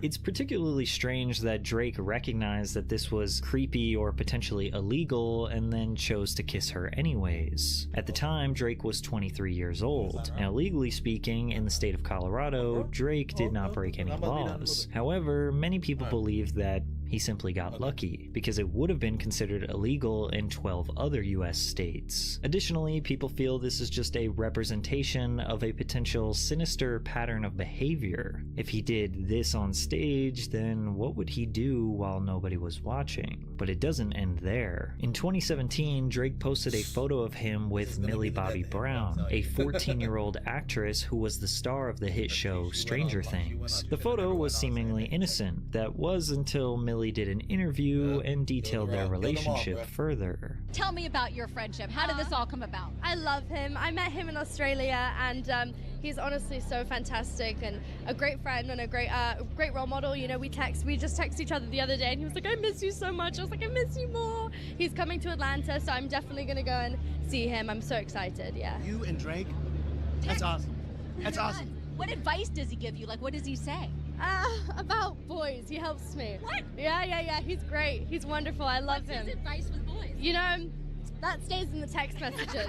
Not only is texting a 13-year-old weird, but also giving them relationship advice just takes it to another level. Many people felt that a 31-year-old texting a young teenager was inappropriate, but Millie said otherwise, as she took to Instagram to defend Drake. "You guys are weird, for real. I'm lucky to have people in the business extend their time to help me further my career and offer their wisdom and guidance. I'm very blessed to have amazing people in my life. You don't get to choose that for me." Billie Eilish had a similar reaction after the internet erupted when they found out that the 17-year-old was texting Drake. Drake is like the nicest dude I've ever spoken to. I mean, I've only like texted him, but he's so nice. Like, he does not need to be nice. You know what I mean? He's at a level in his life where he doesn't need to be nice, but he is, you know? Billie responded to the internet's criticism. "The internet is such a stupid-ass mess right now. Everybody's so sensitive. A grown man can't be a fan of an artist. There are so many people that the internet should be more worried about. There were reports in 2018 that claimed Drake, who was 31, took an 18-year-old model, Bella B. Harris, on a date in Washington, D.C., but she denied, saying she wasn't even in the same state at the time. Coming off an amazing New York Fashion Week, I feel I need to set the record straight. I did not dine in DC recently. I was happily working and dining in New York City every day. However, people were still suspicious about Drake's involvement with the young model, so they went to her Instagram and saw that she had posted multiple photos with Drake in 2016. She would have been 16 years old at that time. Additionally, she modeled for OVO, again at age 16, and Drake commented under the post with heart eyes emojis. Drake has also rapped some questionable lyrics over the years. "High school pics, you was even bad then. We coulda waited, I wasn't rushing, difference in ages, you're old enough, but you're still a baby. Baby that was so worth the wait. I wasn't in love with none of them anyway. Now I'm in too deep."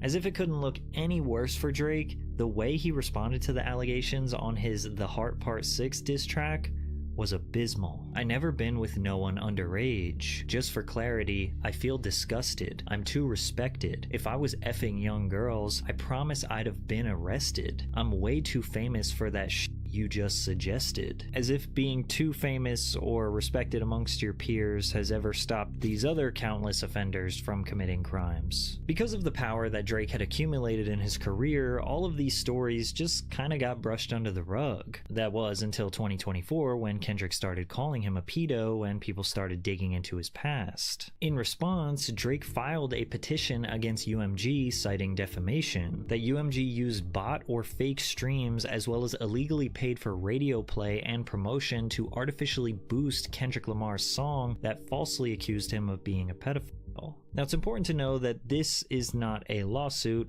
it's a petition that's basically like a warning that Drake believes he has enough information to prove a defamation case against UMG. He alleges that UMG and Spotify collaborate on strategic marketing campaigns and products, and in 2024 announced an expansion of their strategic partnership through which Spotify will amplify music discovery and social interaction and enhance fan experiences across the platform for UMG's family of artists and songwriters. Drake also alleges that UMG charged Spotify licensing rates 30% lower than its usual licensing rates for Not Like Us in exchange for Spotify affirmatively recommending the song to users who are searching for other unrelated songs and artists. Many people confirmed that Not Like Us would randomly pop up on their app even when they weren't searching for it, but the 30% royalty discrepancy might be referring to Spotify's Discovery Mode feature, which is a service that Spotify provides to all artists big or small, where they promote your song in the algorithm extra for a 30% royalty. Drake claims that UMG used bots to jumpstart the song to 30 million streams in the first few days to make the song seem more popular than it was. And then the evidence they provided was a DJ Academic stream where some random anonymous faceless hacker claimed that he was working for Kendrick. So you got paid 2 days after?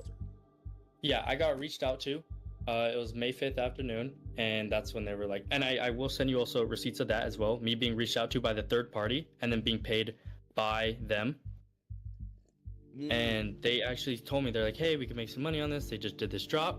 They want to just push it. That's how they worded it. They said, we want to push the song. We want to make it look like a crazy hit, and we want to go crazy, and everybody wants to get paid. But no evidence or receipts were provided. He also alleges that NFR podcast YouTubers were paid to promote the song. The petition alleges that online sources reported that when users asked Siri to play the album Certified Lover Boy by Drake, Siri instead played Not Like Us. The petition also spends a considerable amount of time accusing UMG of payola. As we discussed before, this involves illegally paying radio stations to play the songs over and over. And because of these shady business practices, Not Like Us has almost 900 million streams on Spotify and holds the record for the biggest single day streams of a hip-hop song and the most streamed diss track in Spotify history, and also broke the record for most streamed song in a 7-day period. But my personal favorite part of the petition is where Drake said, streaming and licensing is a zero-sum game. Every time a song breaks through, it means another artist does not. UMG's choice to saturate the music market with Not Like Us comes at the expense of its other artists, like Drake. God forbid an artist gets one song to do more numbers than Drake when he has been dominating sales and streaming for 15 years. And if you think all of what's in this petition seems like weak evidence or no evidence, you'd be right. Attorneys seem to think he has a weak case. Tough to see what the end game would be.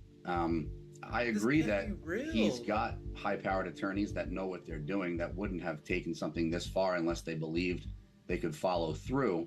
But I think you have to be careful when you cast aspersions. It seems unlikely that Universal would have to use those tactics for Kendrick's release and not for others, maybe even including his. So you might be careful what you're asking for here. This attorney brings up a good point. Drake is downplaying how massive this song, this moment, was for hip-hop. There were countless YouTube videos breaking down this beef, millions of tweets about the back and forth. This is easily the biggest moment in hip-hop, maybe in our lifetime. Additionally, Drake might be opening up a can of worms that he does not want to, meaning if he is somehow able to expose Kendrick of botting streams and paying for airplay, then that could unravel to Drake being exposed for using those exact same tactics. We're supposed to believe that labels have never done these shady business methods to promote Drake's records over his 15-year dominance. However, there is another theory circulating that he is just trying to get out of his contract. Well, there's always a PR component to all of this, right? I've heard questions online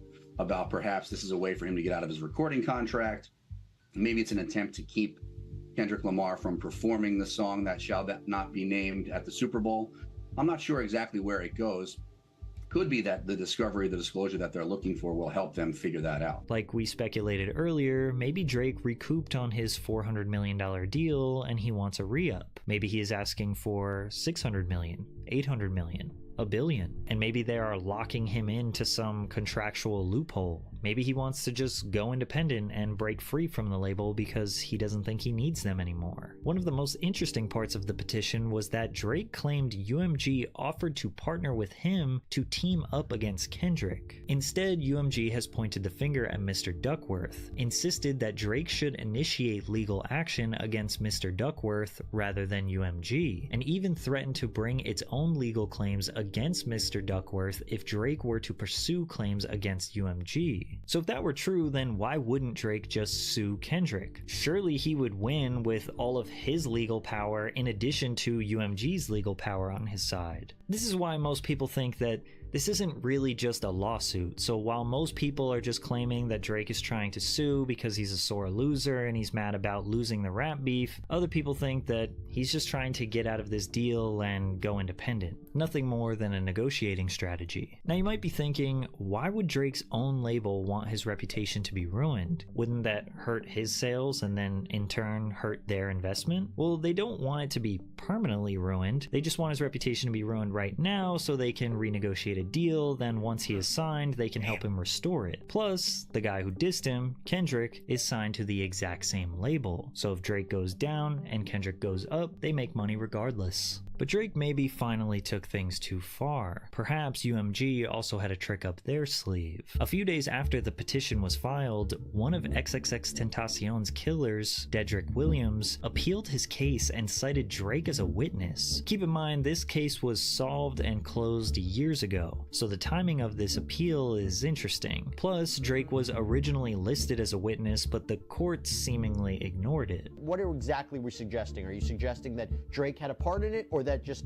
he wasn't looked into and it shows a sloppy investigation and not a fair trial? Well, in the brief and in what I was arguing in court is the latter. Drake suing UMG might be his big mistake. The truth is, there is not just one reason why the entire industry attacked Drake in 2024. It could be that rappers are just jealous of him and want to see him dethroned as the biggest hip-hop artist in the world. It could be that he taunts and disrespects others by sleeping with women they were previously involved with and then brags about it. It could be that he takes advantage of young talent, steals their hard work for his own benefit, and leaves them out to dry. It could be that he profits off a culture that he doesn't actually identify with and is merely cosplaying an image. It could be that he is potentially sexually involved with minors. And it could be that he is in a high-stakes battle against UMG with power, control, and even survival on the line. But it's really hard to call Drake a victim considering how the system has worked in his favor for so long. There weren't many strong reasons to defend Drake when Kendrick ignited the beef because, well, as K-Dot said, "Take that mask off.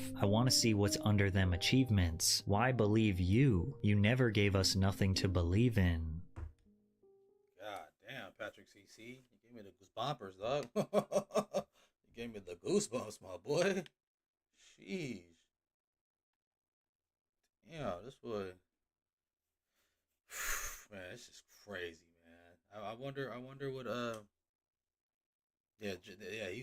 the picture says a lot, you know what I mean? Like Target is crazy on his head, man, because beef thing is one thing, but man, you can't go against them cats, bro. You know what I mean? Them people, the higher ups, you know, that shit is dangerous, Drake. Be careful, Drake. That's what's up. Man, we've been on here for a while, man. I appreciate you guys, man. I ain't gonna lie. But I'm